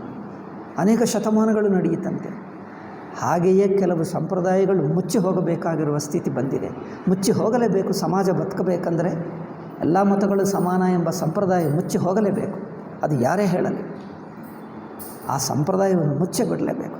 ಇಲ್ಲದಿದ್ದರೆ ನಮಗೆ ಗತಿ ಇಲ್ಲ. ನಾವು ಕಾಶ್ಮೀರ ಆಗಿಬಿಡ್ತೀವಿ, ಅಫ್ಘಾನಿಸ್ತಾನ, ಪಾಕಿಸ್ತಾನ ಆಗಿಬಿಡ್ತೀವಿ. ಎಲ್ಲ ಮತಗಳು ಸಮಾನ ಎಂಬುದು ನಾಶ ಮಾಡದಿದ್ದರೆ. ಅಲ್ಲಲ್ಲ ನಮ್ಮ ಗುರುಗಳು ಹೇಳಿದ್ದಾರೆ, ಆಯಿತು ಇನ್ನೊಂದು ಕಾಶ್ಮೀರ ಆಗು ಅಥವಾ ಇನ್ನೊಂದು ಪಾಕಿಸ್ತಾನ ಆಗು, ನಿಮ್ಮ ನಾಶವಾಗಿಬಿಡ್ತದೆ, ನಿಮ್ಮ ಸಮಾಧಿ ಆಗಿಬಿಡ್ತದೆ. ಒಳ್ಳೆಯದು. ಬುದ್ಧಿಗೆ ಏನಾದರೂ ಅರ್ಥ ಇದೆ? ಕೋಪ ಬೇಗ ಬರುತ್ತದೆ, ಬುದ್ಧಿ ಮಾತ್ರ ಬರಲ್ಲ. ಕೋಪ ಬೇಡ, ಬುದ್ಧಿ ಮಾಡ್ಕೋ ಎಂದು ಹೇಳಿದ್ದು. ವಿವೇಕ ಮಾಡ್ಕೋ. ಕೋಪದಿಂದ ಏನು ಪ್ರಯೋಜನವಿಲ್ಲ. ವಿವೇಕ ಮಾಡ್ಕೋ. ನಿಮ್ಮ ಮೋಹ ಬಿಡು. ಆ ಗುರುಗಳು ಈ ಗುರುಗಳು ಎಂದು ಯಾರೋ ಹೇಳಿದ್ದ ಮಾತಿಟ್ಕೊಂಡು ನಿಮ್ಮ ಮೂರ್ಖತನದಲ್ಲಿ ಮುಳುಗುವುದು ಬೇಡ. ಗೊತ್ತಾಯ್ತಾ? ಇದೇ ನಮ್ಮ ಪ್ರಯೋಜನ.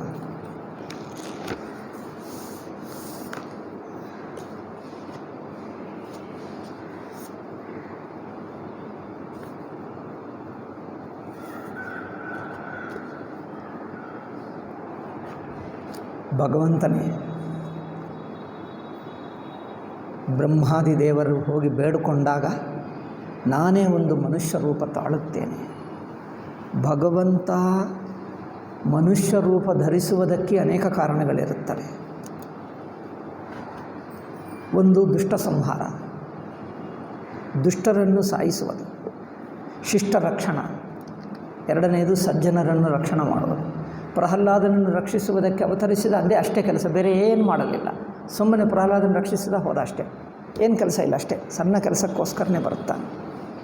ಒಬ್ಬರನ್ನು ಸಾಯಿಸುವುದಕ್ಕೆ ಬರ್ತಾನೆ, ಒಬ್ಬರನ್ನು ಬದುಕಿಸುವುದಕ್ಕೆ ಬರ್ತಾನೆ, ಸಮಾಜದಲ್ಲಿ ಧರ್ಮಸ್ಥಾಪನಕ್ಕೆ ಬರ್ತಾನೆ. ಮೂರನೇ ಕಾರಣ ಇದು. ನಾಲ್ಕನೆಯದು ಜ್ಞಾನೋಪದೇಶಕ್ಕೆ ಬರ್ತಾನೆ. ಶಂಕರಾಚಾರ್ಯರ ಹಾಗೆ ಗುರು ಅವತಾರವಾಗಿ ವ್ಯಾಖ್ಯಾನಗಳನ್ನು ಮಾಡಿ ಅದು ಮಾಡ್ತಾನೆ. ಇನ್ನೊಂದು ಭಕ್ತರಿಗೆ ಭಕ್ತಿಗೆ ಸಹಾಯಕವಾಗಿ ಲೀಲಾ ಮಾಡ್ತಾನೆ. ಭಕ್ತರಿಗೆ ತಮ್ಮ ಪ್ರೇಮಕ್ಕೆ ಆಧಾರ ಬೇಕಲ್ಲವೇ? ಒಂದು ನಿರ್ಮಲವಾದ ಶುದ್ಧವಾದ ಪ್ರೇಮ ಆಗಬೇಕಂದರೆ ಅಂಥ ಪ್ರೇಮಿಸತಕ್ಕ ಒಬ್ಬ ವ್ಯಕ್ತಿ ಇರಬೇಕೆ? ಅಂಥ ಪ್ರೇಮಕ್ಕೆ ಯೋಗ್ಯನಾದ ವ್ಯಕ್ತಿ ಸಿಕ್ಕಿದ್ದರೆ ನಮ್ಮ ಹೃದಯದಲ್ಲಿ ಪ್ರೇಮ ಹುಟ್ಟುತ್ತದೆ. ನಮ್ಮ ಹೃದಯದಲ್ಲಿ ಪ್ರೇಮ ಜಾಗರಣ ಮಾಡಬೇಕು, ಪ್ರೇಮವನ್ನು ಎಬ್ಬಿಸಬೇಕು. ಅಂಥ ವ್ಯಕ್ತಿ, ಅಂಥ ಸೌಂದರ್ಯ, ಅಂಥ ಸದ್ಗುಣ ರಾಶಿ, ಅಂಥ ಮಹನೀಯ ಇರಬೇಕು. ಅವರನ್ನು ನೋಡಿದ್ದರೆ ನಮ್ಮ ಹೃದಯದಲ್ಲಿ ಪ್ರೇಮ ತಾನೇ ಬಂದುಬಿಡ್ತದೆ. ಅದು ನೋಡಿದ್ದರೆ ಹುಟ್ಟಬೇಕು. ಅದಕ್ಕೋಸ್ಕರ ರಾಮ, ಕೃಷ್ಣ, ಶಿವ ಇವರ ಗುಣಗಳು ಶಾಸ್ತ್ರದಲ್ಲಿ ವರ್ಣಿಸಿದ್ದು ಎಷ್ಟು ಅದ್ಭುತವಾಗಿ ಸುಂದರವಾಗಿರುತ್ತದಂದರೆ ಅದು ಕೇಳುತ್ತಾ ಇದ್ದರೆ ಮತ್ತೆ ಮತ್ತೆ ಕೇಳಬೇಕನ್ನಿಸುತ್ತದೆ. ಅದು ಕೇಳುತ್ತಾ ನಮ್ಮ ಮನಸ್ಸಿಗೆ ಗೊತ್ತಿಲ್ಲದೆ ಅವರ ಮೇಲೆ ಒಂದು ಪ್ರೀತಿ ಉಂಟಾಗ್ತದೆ. ಹಾಗೆ ಏನು ಹೇಳಬೇಕಾಗಲ್ಲ, ಸುಮ್ಮನೆ ಕಥೆ ಕೇಳುತ್ತಾ ಹೋಗು, ತಾನೇ ಪ್ರೀತಿ ಹುಟ್ಟುತ್ತದೆ ಅಷ್ಟೇ. ಹಾಗೆ ಆಗಬೇಕು. ಇಲ್ಲದಿದ್ದರೆ ಏನು ಮಾಡಿದ್ದರೆ ಪ್ರೇಮ ಹುಟ್ಟುತ್ತದೆ, ದ್ವೇಷ ಹೋಗುತ್ತದೆ ಹೇಳಿ? ಅದು ಸುಲಭವ? ಅಷ್ಟು ಈಸಿಯಾ? ಪ್ರೇಮ ಪ್ರೇಮ ಪ್ರೇಮ ಪ್ರೇಮ ಮಾಡು, ಭಕ್ತಿ ಮಾಡು ಎಷ್ಟು ಹೇಳಿದರೂ ಬಾಯಿ ಮಾತು ಹೇಳಿದಿಂದ ಬರಲ್ಲವೇ?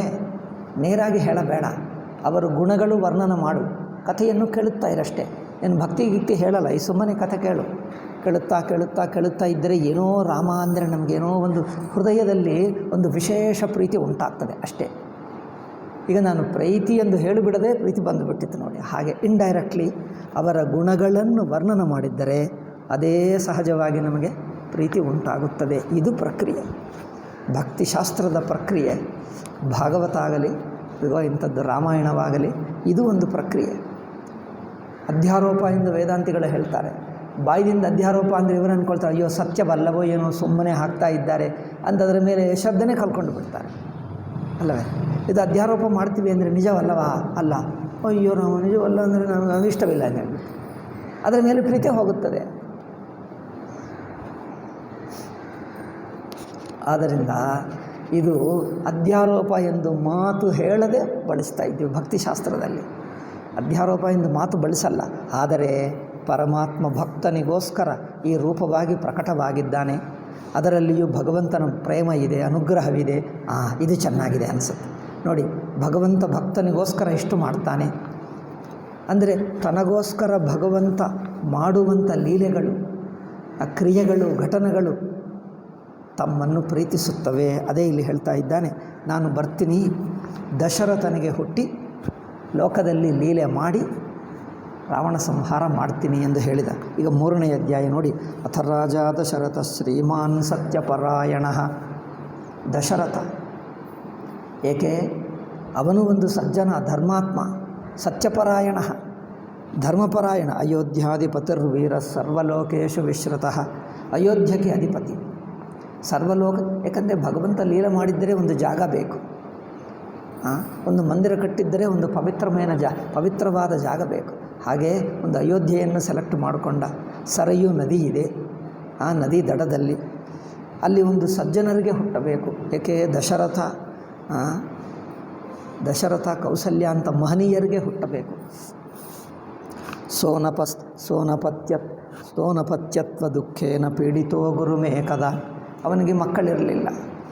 ಒಂದು ಸಲ ವಸಿಷ್ಠನ ಹತ್ತಿರ ಹೋಗಿ ಹೇಳ್ಕೊಡ್ತಾನೆ. ವಸಿಷ್ಠಂ ಸಕುಲಾಚಾರ್ಯಂ ಅಭಿವಾದ್ಯೇದಮಬ್ರವೀತ್. ಅವರಿಗೆ ನಮಸ್ಕಾರ ಮಾಡಿ ಹೇಳ್ತಾನೆ. ವಾಲ್ಮೀಕಿ ರಾಮಾಯಣದಲ್ಲಿ ಇರುವ ಕಥೆನೇ ಇದೆ, ಆದರೆ ಅಷ್ಟು ವರ್ಣನೆಗಳಿಲ್ಲ, ಬೇಗ ಕಥೆ ನಡೆಯುತ್ತದೆ ಅಷ್ಟೇ.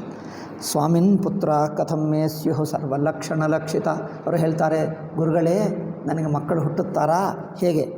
ಅದಕ್ಕೆ ಏನು ಮಾಡಬೇಕು? ಪುತ್ರಹೀನಸ್ಯ ಮೇ ರಾಜ್ಯಂ ಸರ್ವಂ ದುಃಖಾಯ ಕಲ್ಪತೆ. ನನಗೆ ಮಕ್ಕಳಿಲ್ಲದಿದ್ದರೆ ರಾಜ್ಯವೆಲ್ಲ ಏನು ಮಾಡಬೇಕು? ರಾಜ್ಯಕ್ಕೆ ಉತ್ತರಾಧಿಕಾರಿ ಬೇಕಲ್ಲವೇ? ಅಂದರೆ ತಥೋ ಬ್ರವೀದ್ ವಸಿಷ್ಠಸ್ತಂ ಭವಿಷ್ಯತಿ ಸುತಾಸ್ತವ ಚತ್ವಾರ ಸತ್ವ ಸಂಪನ್ನ. ಹೌದು, ನಿನಗೆ ಹುಟ್ಟುತ್ತಾರೆ 4 ಮಕ್ಕಳು ಹುಟ್ಟುತ್ತಾರೆ. ಎಲ್ಲರೂ ಮಹಾಶಕ್ತಿ ಪರಾಕ್ರಮರು, ಧರ್ಮಾತ್ಮರು, ಸಜ್ಜನರು, ಅತ್ಯಂತ ಲೋಕಕ್ಕೆ ಪ್ರೀತಿಪಾತ್ರರಾಗುವಂಥ ಮಹನೀಯರಾಗಿ ಹುಟ್ಟುತ್ತಾರೆ. ಅಯೋಧ್ಯಾವಾಸಿಗಳೇ ಅಲ್ಲ, ನಿಮ್ಮ ಅಯೋಧ್ಯ ನಿಮ್ಮ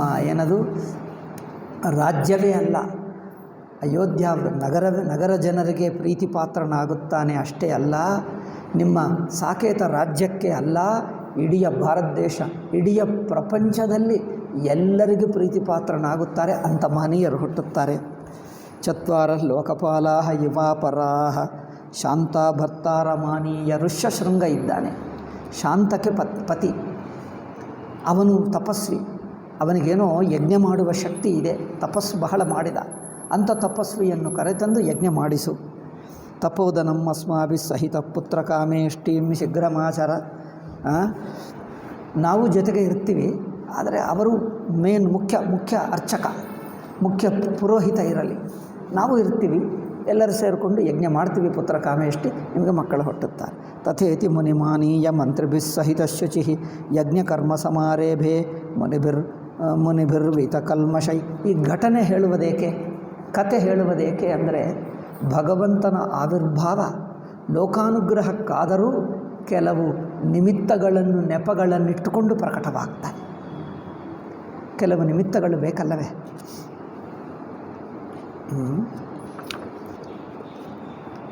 ಒಬ್ಬ ರಾಜನಿಗೆ ಪೂರ್ವಕಾಲದಲ್ಲಿ ಕಾರ್ನಲ್ಲಿ ಹೋಗುತ್ತಾ ಇದ್ದಾನೆ. ಹೋಗುತ್ತಾ ಇರುವಾಗ ಏನಂದರೆ ಅವರ ಕಾರಿಗೆ ಎದುರಾಗಿ ಯಾರೋ ಒಬ್ಬರು ಬಡ ಮನುಷ್ಯ, ಆ ಭಿಕ್ಷುಕನು ಏನೋ ಗೊತ್ತಿಲ್ಲ, ಬಿದ್ದ ಅವ್ರ ಕಾಲಿಗೆ ಏಟಾಯಿತು. ತನ್ನ ನಗರದಲ್ಲೇ ಆಸ್ಪತ್ರೆ ಇತ್ತು, ಸಾಮಾನ್ಯ ಆಸ್ಪತ್ರೆ ಹೊರತು ಆರ್ಥೋಪೆಡಿಕ್ ಆಸ್ಪತ್ರೆ ಇರಲಿಲ್ಲ. ಅದು ಬಿದ್ದಾಗ ನೋಡಿದ ದೊಡ್ಡ ರಾಜ, ದೇಶಕ್ಕೆ ರಾಜ, ಸ್ವತಂತ್ರಕ್ಕೆ ಪೂರ್ವ. ಅಯ್ಯೋ ಪಾಪ ಇವರಿಗೆ ಮಾಡಿದ್ದೆ, ಏನು ಮಾಡಬೇಕು ಎಂದು ಹೇಳಿದೆ. ಆಯಿತು, ಅವರಿಗೆ ಬೇರೆ ಎಲ್ಲೋ ಕಳಿಸಿಬಿಟ್ಟು ಅವರಿಗೆ ಮಾಡಿದ್ದಾರೆ. ಮರಿ ನಮ್ಮ ಊರಿನಲ್ಲೇ ಒಂದು ಆಸ್ಪತ್ರೆ ಇರಬೇಕೆ, ಆರ್ಥೋಪೆಡಿಕ್ ಆಸ್ಪತ್ರೆ ಎಂದು ಇಮ್ಮಿಡಿಯೇಟ್ಲಿ ಆರ್ಡರ್ ಮಾಡಿದ. ನಮ್ಮ ಊರಿನಲ್ಲೇ ಒಂದು ಆಸ್ಪತ್ರೆ ಆಗಬೇಕು. ಒಂದು ನೆಪ ಆಯಿತಾ? ಒಂದು ನೆಪ ಆದರೆ ಆಸ್ಪತ್ರೆ ಬಂದು ಬಿಡ್ತದೆ. ಹಾಗೆ ಈ ನೆಪವೂ ಭಗವಂತನ ಲೀಲನೆ. ಯಾವುದೇ ಒಂದು ನೆಪ ಆಗುತ್ತದೆ. ದಶರಥನಿಗೆ ಮಕ್ಕಳು ಬೇಕು, ಅಯ್ಯೋ ಮಕ್ಕಳಿಲ್ಲ ಎಂದು ಬೇಜಾರು ಮಾಡಿಕೊಂಡ. ಯಜ್ಞ ಮಾಡಿದ, ಭಗವಂತನನ್ನು ಆರಾಧನೆ ಮಾಡಿದ. ಭಗವಂತ ಇವನ ಆರಾಧನೆಗೆ ಮೆಚ್ಚಿ, ಆಯ್ತಪ್ಪ ನಿನ್ನ ಆಸೆ ಪೂರೈಸ್ತೀನಿ ಎಂದು ಆ ನೆಪದಿಂದ ಅವತರಿಸಿದ. ಅದು ಈ ಕಥೆಗಳು ಏಕೆ ಎಂದು ಹೇಳ್ತಾರೆ. ಅದರಲ್ಲಿಯೂ ಭಗವಂತನ ಅನುಗ್ರಹ ಕಂಡು ಬರ್ತಾ ಇದೆ. ಭಕ್ತರು ಬೇಡಿಕೊಂಡರೆ, ಯಾರೋ ಭಕ್ತರು ಬೇಡಿಕೊಂಡರೆ ಅವರ ಆಸೆಯನ್ನು ಪೂರೈಸುವ ನೆಪದಿಂದ ಬರ್ತಾನೆ. ಯಾರೋ ಒಬ್ಬರು ಕರೆಯುತ್ತಾರೆ ಅಲ್ಲವೇ, ಒಬ್ಬ ದೊಡ್ಡ ಗುರುಗಳನ್ನು ಇಲ್ಲಿ ಕರೆಯುತ್ತಾರೆ, ನಮ್ಮ ಮನೆಗೆ ಬೇಕು ಗೃಹ ಪ್ರವೇಶಕ್ಕೆ ಎಂದು. ಅವರು ಗೃಹ ಪ್ರವೇಶಕ್ಕೆ ಬರ್ತಾನೆ. ಆ ನೆಪದಿಂದ ನಾವು ಬಂದಾಗ ನಮಗೂ ದರ್ಶನ ಆಗುತ್ತದೆ. ಒಂದು ನೆಪ ಬೇಕು, ಆ ನೆಪ ಮೂಲಕ ಅವರು ಬರ್ತಾರೆ. ಹಾಗೆ ಒಂದು ನೆಪ ಮೂಲಕ ಒಂದು ಘಟನೆ ನಡೆಯುತ್ತದೆ. ಆ ಘಟನೆಯಿಂದ ಮಿಕ್ಕ ಜನರಿಗೆ ಅನುಗ್ರಹವಾಗ್ತದೆ. ಹಾಗೆ ಪ್ರತಿಯೊಂದು ನೆಪನೇ ಅಷ್ಟೇ. ರಾಮಾಯಣ, ಭಾರತ, ಭಾಗವತ ಬರೆಯಬೇಕು ಅಂದರೆ ಹಾಗೆ ಆಯಿತು. ಯಾವುದೇ ಒಂದು ನೆಪ ಬೇಕು. ಇಲ್ಲದಿದ್ದರೆ ವಾಲ್ಮೀಕಿ ಕನಸಿತು, ಯಾರಿದ್ದಾರೆ ಇಂಥ ಮಹನೀಯರು ಎಂದು. ಯಾರಾದರಿದ್ದಾರಾ ಇಂಥ ಸಕಲ ಸದ್ಗುಣ ಸಂಪನ್ನ ಅಂದರೆ ನಾರದ ತಿರುಗುತ್ತಾನೆ ಮೂರು ಲೋಕಗಳು. ಹೌದು ಇದ್ದಾನೆ ಎಂದು ಹೇಳಿಬಿಡ್ತಾನೆ. ಈಗ ರಾಮಚಂದ್ರನೇ ಇಂಥವನು, ಇಂಥ ಸಕಲ ಸದ್ಗುಣ ರಾಶಿ ರಾಮಚಂದ್ರ ಎಂದು ಹೇಳಿದ ನಂತರ ಆ ವಾಲ್ಮೀಕಿಯನ್ನೇ ಬಳಸಿಕೊಂಡು ಭಗವಂತ ಒಂದು ಪ್ರೇರಣೆ ಕೊಟ್ಟು ಆ ನೆಪದಿಂದ ಅವರಿಗೆ ರಾಮಾಯಣ ಬಳಸಿದ. ಯಾವುದೇ ಒಂದು ನೆಪ ಆಗಬೇಕು. ಹಾಗೆ ಪ್ರತಿಯೊಂದು ಭಗವಂತ ಆ ನೆಪವನ್ನು ಬಳಸಿಕೊಂಡು ಪ್ರಕಟವಾಗುತ್ತಾನೆ. ದಶರಥನಿಗೆ ಮಕ್ಕಳಿದ್ದರೆ ಅವನು ಯಜ್ಞ ಮಾಡುತ್ತಿರಲಿಲ್ಲ, ಭಗವಂತನು ಬರುತ್ತಿರಲಿಲ್ಲ. ಅಂದರೆ ಅದೊಂದು ನೆಪ. ಇಲ್ಲದಿದ್ದರೆ ಬೇರೆ ಕಡೆ ಬರುತ್ತಿದ್ದನೋ ಏನೋ ಇನ್ನೊಂದು ನೆಪ ನೋಡ್ಕೊಳ್ತಾನೆ. ಭಗವಂತನಿಗೆ ಬೇಕಾದಷ್ಟು ಇರುತ್ತವೆ ನಿಮಿತ್ತಗಳು. ಇನ್ನೊಂದು ನಿಮಿತ್ತ ನೋಡಿಕೊಂಡು ಇನ್ನೊಂದು ಕಡೆ ಹುಟ್ಟುತ್ತಾನೆ, ಅದು ಬೇರೆ ವಿಷಯ. ಬಟ್ ಇಲ್ಲಿ ಮಾತ್ರ ಇವನೊಂದು ಸಜ್ಜನ ಧರ್ಮಾತ್ಮ, ಎಷ್ಟೋ ತಪಸ್ಸು ಮಾಡಿದ, ಯಜ್ಞ ಮಾಡಿದ, ಪೂಜೆ ಮಾಡಿದ, ಭಕ್ತಿಯಿಂದ ಭಗವಂತನನ್ನು ಆರಾಧಿಸಿದ. ಏಕೆ? ನನ್ನನ್ನು ಅನುಗ್ರಹಿಸಬೇಕು, ನನಗೆ ಯಾರೂ ಇಲ್ಲ, ಮಕ್ಕಳು ತಾವೇ ಆಗಬೇಕು ಅಂತ. ಆಯ್ತಪ್ಪ ನಿನಗೋಸ್ಕರ ಬರ್ತೀನಿ. ಈಗ ಯಾರಾದರೂ ಹೋಗಿ ರಾಮಚಂದ್ರನನ್ನು ನಮಸ್ಕಾರ ಮಾಡಿ ಬೇಡ್ಕೊಂಡರೆ, ಪ್ರಭು ನಾನು ನಿಮ್ಮ ಭಕ್ತರಾಗಿದ್ದೇವೆ ಅಂದರೆ, ನಾನು ನಿಮಗೋಸ್ಕರ ಬಂದಿಲ್ಲ, ನಾನು ದಶರಥನಿಗೆ ಮಗನಾಗೇ ಬಂದೆ, ಅದೇ ಮಗ ನಾನು, ನನ್ನ ಮಿಕ್ಕದೇನಲ್ಲ ಎಂದು ಹೇಳಿಬಿಡ್ತಾನೆ. ಬಂದಿದ್ದು ದಶರಥನಿಗೆ ಮಗ ಆಗಿದ್ದರೂ ಮಗ ಎಂದು ನೆಪದಿಂದ ಲೋಕಕ್ಕೆ ಅನುಗ್ರಹ ಮಾಡಿದ್ದಾನೆ ಅಲ್ಲವೇ? ಒಬ್ಬರಿಗೋಸ್ಕರ ಆಸ್ಪತ್ರೆ ಕಟ್ಟಿಸಿದ್ದರೆ ಅದು 100 ಜನರಿಗೆ ಉಪಯೋಗವಾಗ್ತದೆ. ಹಾಗೆ ಒಬ್ಬ ನೆಪದಿಂದ ಮಾಡ್ತಾನೆ, ಮಿಕ್ಕ ಜನರಿಗೆಲ್ಲರಿಗೂ ಉಪಯೋಗ. ಹಾಗೆ ದಶರಥ ತನಗೋಸ್ಕರ ಮಗ ಬೇಕು ಎಂದು ಭಗವಂತನನ್ನು ಬೇಡಿಕೊಂಡ್ರೆ, ಆಯ್ತಪ್ಪ ನಿನ್ನ ನೆಪದಿಂದ ನಿಮಿತ್ತದಿಂದ ಲೋಕಕ್ಕೆ ಅನುಗ್ರಹ ಮಾಡ್ತೀನಿ. ಅಂಥದ್ದು ನಾವು ಆಗ್ತೀವಿ ನಿಮಿತ್ತಗಳು. ನಮಗೆ ಗೊತ್ತಿಲ್ಲದೆ ಸಣ್ಣ ಪುಟ್ಟ ನಿಮಿತ್ತಗಳು ಎಷ್ಟೆಷ್ಟೋ ವಿಷಯಗಳಿಗೆ ನಿಮಿತ್ತವಾಗ್ತೀವಿ. ನಮಗೆ ಗೊತ್ತೇ ಇಲ್ಲ ಭಗವಂತ ನಮ್ಮ ಮೂಲಕ ಏನೇನೋ ಮಾಡಿಸ್ತಾನೆ ನಮಗೂ ಗೊತ್ತಿಲ್ಲ. ದೊಡ್ಡ ದೊಡ್ಡ ಕಾರ್ಯ ಸಚ್ಚಿದಾನಂದ ಸ್ವಾಮೀಜಿಯು ಹೇಳ್ತಾರೆ, ಇಷ್ಟು ಶಂಕರ ಭಾಷ್ಯ ಇಷ್ಟು ಸೂಕ್ಷ್ಮವಾಗಿ ಹೇಗೆ ಬಂತು ಇದೆಲ್ಲ ಅಂದರೆ ಸ್ವಾಮೀಜಿ ಅದೇ ಹೇಳ್ತಾನೆ, ಏನೂ ನನಗೂ ಗೊತ್ತಿಲ್ಲ, ಭಗವಂತ ನನ್ನಂಥ ಅಲ್ಪನನ್ನು ಒಂದು ಕಡೆ ಎಲ್ಲೋ ಹೇಳ್ತಾನೆ, ನನ್ನಂಥ ಅಲ್ಪನನ್ನೇ ಆರಿಸಿಕೊಂಡು ನನ್ನ ಮೂಲಕ ಇದೆಲ್ಲ ಹೇಳಿಸಿಬಿಡ್ತಾ ಇದ್ದಾನೆ, ಅದು ಭಗವಂತನ ಲೀಲನೆ ಎಂದು ಹೇಳ್ತಾರೆ ಸ್ವಾಮೀಜಿ. ನೋಡಿದ್ದರೆ ಆಧುನಿಕ ವಿದ್ಯೆಯಲ್ಲಿಯೂ ಹೆಚ್ಚೇನಿಲ್ಲ. ಪ್ರಾಚೀನ ಶಾಸ್ತ್ರಗಳಲ್ಲೂ ಸಂಸ್ಕೃತದಲ್ಲಿಯೂ ಆ ಕಾಲದಲ್ಲಿ ಅಷ್ಟು ದೊಡ್ಡ ಪಂಡಿತನಲ್ಲ, ನಂತರ ಕಲಿತುಕೊಂಡ ಸ್ವಾಮೀಜಿ. ಪುಸ್ತಕಗಳ ಮೂಲಕ ಗುರು ಮೂಲಕ ಕಲಿತಿದ್ದು ಕಮ್ಮಿ, ತಾನು ಓದ್ತಾ ಬಂದುಬಿಟ್ಟಿತ್ತು. ಓದುತ್ತಾ ಬಂದುಬಿಟ್ಟಿತ್ತು. ಅದೇನೋ ಪೂರ್ವಜನ್ಮ ಸಂಸ್ಕಾರದಿಂದ ಕೆಲವರಿಗೆ ಹೆಚ್ಚು ಓದಬೇಕಾಗಿಲ್ಲ, ಸ್ವಲ್ಪ ಹೇಳ್ತಾರೆ, ಮಿಕ್ಕದಷ್ಟೇ ಸುಮ್ಮನೆ ನೋಡ್ತಾನೆ ಬಂದು ಬಿಡ್ತಾರೆ. ಅಂಥವ್ರನ್ನ ಎಷ್ಟೋ ಜನರನ್ನು ನೋಡಿದೆ. ಅವರೇನು ಕಲಿಯಬೇಕಾಗಿಲ್ಲ, ಅದು ಬಂದುಬಿಡ್ತದೆ ಪೂರ್ವಜನ್ಮ ಸಂಸ್ಕಾರವೇ. 10th ಕ್ಲಾಸ್ ಅವರು ಓದಿದ್ದು ಸ್ವಾಮೀಜಿ ಅಷ್ಟೇ, 10ನೇ ಕ್ಲಾಸ್. ಅವರು ಇಂಗ್ಲೀಷ್ ಬರೆದಿದ್ದರೆ ಒಂದು ಆ ಕಾಲದಲ್ಲಿ ಡಿಗ್ರಿ ಓದಿದ್ದವನು ಬರೆದಿರುವ ಹಾಗೆ ಇಂಗ್ಲೀಷ್ ಇರುತ್ತದೆ. ಅವರು ಸಂಸ್ಕೃತ ಬರೆದಿದ್ದರೆ ದೊಡ್ಡ ಸಂಸ್ಕೃತ ವಿದ್ವಾಂಸ ಬರೆದಿದ್ದ ಹಾಗಿರುತ್ತದೆ. ಸಂಸ್ಕೃತ ಶ್ಲೋಕಗಳಾಗಲಿ ವ್ಯಾಖ್ಯಾನವಾಗಲಿ, ಶಂಕರ ಭಾಷ್ಯ ಅಷ್ಟು ವ್ಯಾಖ್ಯಾನದ ಶಕ್ತಿ ಇರುತ್ತದೆ, ಅಷ್ಟು ಪ್ರೌಢವಾದ ಭಾಷೆ. ಹೇಗೆ ಕಲಿತಿದ್ದರು ಅಂದರೆ ಅದು ಕಲಿತಿದ್ದಲ್ಲ, ಮೊದಲು ಸ್ವಲ್ಪನೇ ಕಲಿತಿದ್ದರು, ನಂತರ ಅವರು ಓದ್ತಾ ಬಂದುಬಿಟ್ಟಿತ್ತು. ಅದಕ್ಕೋಸ್ಕರ ಸ್ವಾಮೀಜಿ ಹೇಳ್ತಾರೆ, ನನ್ನಂಥವನು ಸ್ವಾಮೀಜಿ ಭಗವಂತ ಬಳಸ್ಕೊಂಡು ಹೀಗೆ ಮಾಡ್ತಾ ಇದ್ದಾನೆ, ಶಂಕರರೇ ಬಳಸ್ಕೊಂಡು ಹೀಗೆ ಮಾಡ್ತಾ ಇದ್ದಾರೆ. ನಿಜವಾಗಿ ಆಶ್ಚರ್ಯವೇ. ಹಾಗೆ ಯಾರೂ ಸಣ್ಣ ಅಲ್ಲ, ಯಾರೂ ದೊಡ್ಡವರಲ್ಲ. ಭಗವಂತ ಬಳಸ್ಕೊಂಡರೆ ಎಲ್ಲರೂ ದೊಡ್ಡವರಾಗ್ತೀವಿ, ಆಗದಿದ್ದರೆ ಎಲ್ಲರೂ ಸಣ್ಣದವರೇ ಆಗ್ತೀವಿ. ಸಣ್ಣ ದೊಡ್ಡ ಯಾರೂ ಇಲ್ಲ, ಎಲ್ಲರೂ ದೊಡ್ಡವರೇ. ಸಣ್ಣ ಪ್ರಾಣಿಗಳಿಗೆ ಅನುಗ್ರಹ ಮಾಡ್ತಾನೆ. ಅಯೋಧ್ಯ ನಗರವೇ ಅಲ್ಲ, ಚಿತ್ರಕೂಟ ಬೆಟ್ಟವನ್ನು ಈಗಲೂ ದೊಡ್ಡದು ಮಾಡಿಬಿಟ್ಟು ಪುಣ್ಯಕ್ಷೇತ್ರ ಮಾಡಿದ್ದಾರೆ. ಚಿತ್ರಕೂಟ ಬೆಟ್ಟ ಮೇಲೆ ಇದ್ದ, ಅಂದರೆ ಎಲ್ಲೆಲ್ಲಿ ದಾರಿಯಲ್ಲಿ ಹೋಗುತ್ತಾನೋ, ಮೊದಲನೆಯ ರಾತ್ರಿ ಅಯೋಧ್ಯದಿಂದ ಹೊರಟು ಸರಯೂ ನದಿ ದಾಟಿ ಅಲ್ಲೆಲ್ಲೋ ಒಂದು ಜಾಗ ಇದೆ. ಮೊದಲನೇ ರಾತ್ರಿ ಅಲ್ಲಿ ಮಲ್ಕೊಂಡರು. ಈಗಲೂ ಆ ಊರಿದೆ, ಅಲ್ಲಿ ಮರ ಇದೆ, ಅಲ್ಲಿ ಒಂದು ಜಾಗ ಇದೆ. ಒಬ್ಬ ಪುಸ್ತಕ ನೋಡಿದೆ, ಅವನು ಹೇಳ್ತಾನೆ, ರಾಮಾಯಣದಲ್ಲಿ ಹೇಳಿರುವ ಘಟನೆಗಳೆಲ್ಲ ನೋಡೋಣ ಎಂದು ಅವರು ಹುಡುಕುತ್ತಾ ಹೋದರೆ ಅಲ್ಲಿ ಒಂದು ಜಾಗ ಇದೆ ಎಂದು ಯಾರೋ ಹೇಳಿದ್ದಾರೆ. ಅಲ್ಲಿ ಹೋದರೆ ಅಲ್ಲಿ ಊರಿನವರಿಗೆ ಯಾರೋ ಮುದುಕರಿಗೆ ಗೊತ್ತು, ಮಿಕ್ಕ ಜನರಿಗೆ ಗೊತ್ತೇ ಇಲ್ಲ. ಮೊದಲನೇ ರಾತ್ರಿ ಇಲ್ಲೇ ಮಲ್ಕೊಂಡರಂತೆ ರಾಮಚಂದ್ರ, ಅಲ್ಲಿದೆ ಪುಸ್ತಕದಲ್ಲಿ, ಇದೇನೋ ಊರನ್ನು ಗೊತ್ತಿಲ್ಲ ಹೇಳ್ತಾನೆ. ಯಾರೋ ಹೇಳಿದರೆ ಇಲ್ಲೇನೋ ಸ್ವಲ್ಪ ಮಂದಿರ ಆಗಿದೆ, ಹಳೆಯ ಮಂದಿರ ಹಾಗೆ ಇದೆ. ಅಲ್ಲಿ ನೋಡಿದರೆ ಅವ್ರು ಪೂಜಾರಿ ಹೇಳ್ತಾನೆ, ಹೌದು ಇದೆ ಅಂತ ಹೇಳ್ತಾರೆ. ಅಲ್ಲಿ ನೋಡಿದರೆ ರಾಮಾಯಣಕ್ಕೆ ಅದೇ ಹೊಂದುತ್ತದೆ ಕರೆಕ್ಟಾಗಿ. ಮರೆ ಆ ಜಾಗಕ್ಕೆ ನೋಡಿ ಏನು ಪುಣ್ಯ ಮಾಡಿಕೊಂಡಿತ್ತು, ಆ ಜಾಗಕ್ಕೆ ಮಹಿಮಾ ಅನುಗ್ರಹ ಬಂತ, ಆ ಜಾಗಕ್ಕೆ ಅಷ್ಟು ಬಂತು. ಶೃಂಗವೇರಪುರ ಎಂದು ಹೇಳ್ತಾರೆ ಅಲ್ಲವೇ? ಶೃಂಗವೇರಪುರ ಎಂದು ಒಂದು ಜಾಗ ಇದೆ, ಎಲ್ಲಿ ಆ ಗುಹನನ್ನು ಭೇಟಿ ಮಾಡ್ತಾನೆ ನೋಡಿ. ನಿಷಾದರಾಜನನ್ನು ಭೇಟಿ ಮಾಡಿದ್ದು ನಾವು ಇಲ್ಲಿಂದ ದಕ್ಷಿಣಕ್ಕಿದ್ದೀವಲ್ಲ, ಗಂಗಕ್ಕೆ ಆದಡ ಉತ್ತರಕ್ಕಾಗ್ತದೆ. ಅಲ್ಲಿ ಶೃಂಗವೇರಪುರ ಸಿಂಗ್ರವರೆಂದು ಹೇಳ್ತಾರೆ ಈಗಿನ ಕಾಲದಲ್ಲಿ. ಶೃಂಗವೇರಪುರ ಸಂಸ್ಕೃತದಲ್ಲಿ ಈ ಕಾಲದಲ್ಲಿ ಸಿಂಗ್ರವರೆಂದು ಹೇಳ್ತಾರೆ. ಅಲ್ಲಿ ಈಗಲೂ ಇದೆ. ಅಲ್ಲೇ ಇದ್ದ ಒಂದು ರಾತ್ರಿ, ಅದೇನೋ ಆ ಗುಹ ಅವರ ಜೊತೆಗೆ ಇದ್ದಾನೆ. ಹಾಗೆ ಅಂಥದ್ದು ಆ ಭಗವಂತ ಹೋಗುತ್ತಾ ಆಯಾ ಸ್ಥಾನಗಳಿಗೆ ಅವರು ಒಂದು ರಾತ್ರಿ ಮಲ್ಕೊಂಡರೂ ಸಾಕು, ಅದು ಪುಣ್ಯಕ್ಷೇತ್ರವಾಯಿತು. ಸಾಕ್ಷಾತ್ ರಾಮಚಂದ್ರ, ಲಕ್ಷ್ಮಣ, ಸೀತಾ ಅಲ್ಲೇ ಇದ್ದಾರೆ. ಇಷ್ಟಿಷ್ಟು ಯುಗಗಳಾಗಿದ್ದರೂ ಇನ್ನೂ ಜನರು ಹೋಗಿ ನಮಸ್ಕಾರ ಮಾಡ್ತಾರೆ, ದರ್ಶನ ಮಾಡ್ಕೊಳ್ತಾರೆ. ಹಾಗೆ ಯಾವುದೇ ಒಂದು ನೆಪ ಭಗವಂತನ ಬಂದರೆ ಆ ಸ್ಥಾನಕ್ಕೆ ಬೆಲೆ, ಆ ಕಾಲಕ್ಕೆ ಬೆಲೆ. ಚೈತ್ರ ಮಾಸ, ಆ ನವಮಿ ಅಂದರೆ ನೋಡು, ಆ ನವಮಿ ಅಂದರೆ ನಮಗೆ ಸಾಮಾನ್ಯ ತಿಥಿ ಅನಿಸಲ್ಲ, ಎಷ್ಟೋ ತಿಥಿಗಳಿವೆ. ಬಟ್ ಚೈತ್ರ ಶುದ್ಧ ನವಮಿ ಅಂದರೆ ಒಂದು ವಿಶೇಷ ಅನಿಸುತ್ತದೆ. ಅಷ್ಟಮಿ ಅಂದರೆ ಶ್ರೀಕೃಷ್ಣಂದು, ಶ್ರಾವಣ ಅಷ್ಟಮಿ ಅಂದರೆ ಶ್ರೀಕೃಷ್ಣನ ಜನ್ಮಾಷ್ಟಮಿ. ಹಾಗೆ ಒಂದೊಂದು ಕಾಲಕ್ಕೆ ಮಹಿಮೆ ಬರುತ್ತದೆ, ದೇಶಕ್ಕೆ ಭಗವಂತನ ಸಂಬಂಧದಿಂದ ಮಹಿಮೆ ಬರುತ್ತದೆ. ದೇಶ, ಕಾಲ, ವ್ಯಕ್ತಿಗಳು ಇವೆಲ್ಲಕ್ಕೆ ಕಥಾ ಪುಸ್ತಕಕ್ಕೂ ಅಷ್ಟೇ ಬೆಲೆ ಬರುತ್ತದೆ. ಇದೆಲ್ಲ ಭಗವಂತನ ಅನುಗ್ರಹ ವಿವಿಧ ರೂಪವಾಗಿ ಪ್ರಕಟವಾಗುತ್ತದೆ. ಅದಕ್ಕೋಸ್ಕರ ಇಲ್ಲಿ ನೋಡಿ ಯಜ್ಞಕರ್ಮ ಶುರು ಮಾಡ್ತಾರೆ. ಶ್ರದ್ಧೆಯ ಹೂಯಮಾನೋಗ್ನವು ಅಷ್ಟೇ. ಯಜ್ಞ ಮಾಡುತ್ತಾ ಇದ್ದರೆ ಏನು, ಆ ಯಜ್ಞ ಮಾಡುವುದು ಅಷ್ಟು ಪ್ರೀತಿ, ಅಷ್ಟು ತಪೋಬಲ ಇರಬೇಕು. ಸಾಕ್ಷಾತ್ತು ದೇವರೇ ಬರುತ್ತಾರೆ. ನೀವು ಯಜ್ಞ ಮಾಡಿದ್ದರೆ ದೇವರು ಬಂದು ಸಾಕ್ಷಾತ್ತು ಸ್ವೀಕಾರ ಮಾಡ್ತಾರೆ. ನಮಗೆ ಕಂಡು ಬರಲ್ಲ, ನೀವು ಭಕ್ತಿಯಿಂದ ಮಾಡಿದ್ದರೆ ಅವರು ಸ್ವೀಕಾರ ಮಾಡ್ತಾರೆ. ಕೆಲವೊಮ್ಮೆ ಕಂಡು ಬಂದು ಸ್ವೀಕಾರ ಮಾಡ್ತಾರೆ. ನೀವು ಇದು ಇಂದ್ರಾಯ ಸ್ವಾಹ ಅಂದರೆ ಇಂದ್ರ ಬಂದು ನಿಜವಾಗಿ ಸ್ವೀಕಾರ ಮಾಡ್ತಾನೆ. ಆಗುತ್ತದಾ ಎಂದು ನಾವು ಮಾಡಿ ಸಂದೇಹ ಮಾಡಿಬಿಟ್ರೆ ಹೋಯಿತು, ಎಲ್ಲ ವೇಸ್ಟ್ ಆಯಿತು. ಹೃದಯಪೂರ್ವಕ ಶ್ರದ್ಧೆ ಇರಲಿ. ಆದ್ದರಿಂದ ಇವನ ಇದಕ್ಕೆ ಮೆಚ್ಚಿ ಸಂತೋಷ ಪಟ್ಕೊಂಡು ಒಂದು ಸಾಕ್ಷಾತ್ತು ದೇವತನೇ ಬಂದ.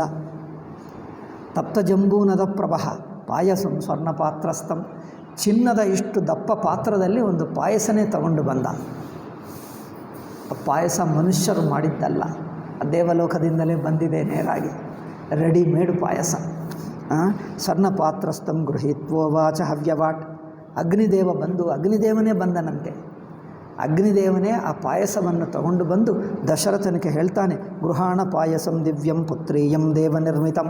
ಇದು ನೋಡಿ, ಇದು ದೇವತರೇ ಸಾಕ್ಷಾತ್ ತಯಾರು ಮಾಡಿದ್ದಾರೆ. ಎಲ್ಲಿ? ದೇವಲೋಕದಲ್ಲಿ ಅಡುಗೆ ಮನೆ ಇದೆಯಾ? ನೀವು ನೆಕ್ಸ್ಟ್ ಸ್ವರ್ಗಕ್ಕೆ ಹೋದರೆ ಅವ್ರ ಅಡುಗೆ ಮನೆ ನೋಡ್ಕೊಂಡು ಹೇಗಿದೆಯೋ ಅಲ್ಲ, ನೆನಪಿಟ್ಕೊಂಡು ಅಲ್ಲಿ ಅಡುಗೆ ಮನೆ ಇರುತ್ತದೆ, ಅಲ್ಲಿ ಪಾಯಸ ತಯಾರಾಗ್ತದೆ. ದೇವಲೋಕದ ಪಾಯಸ ಸ್ಪೆಷಲ್ ಇರುತ್ತದೆ.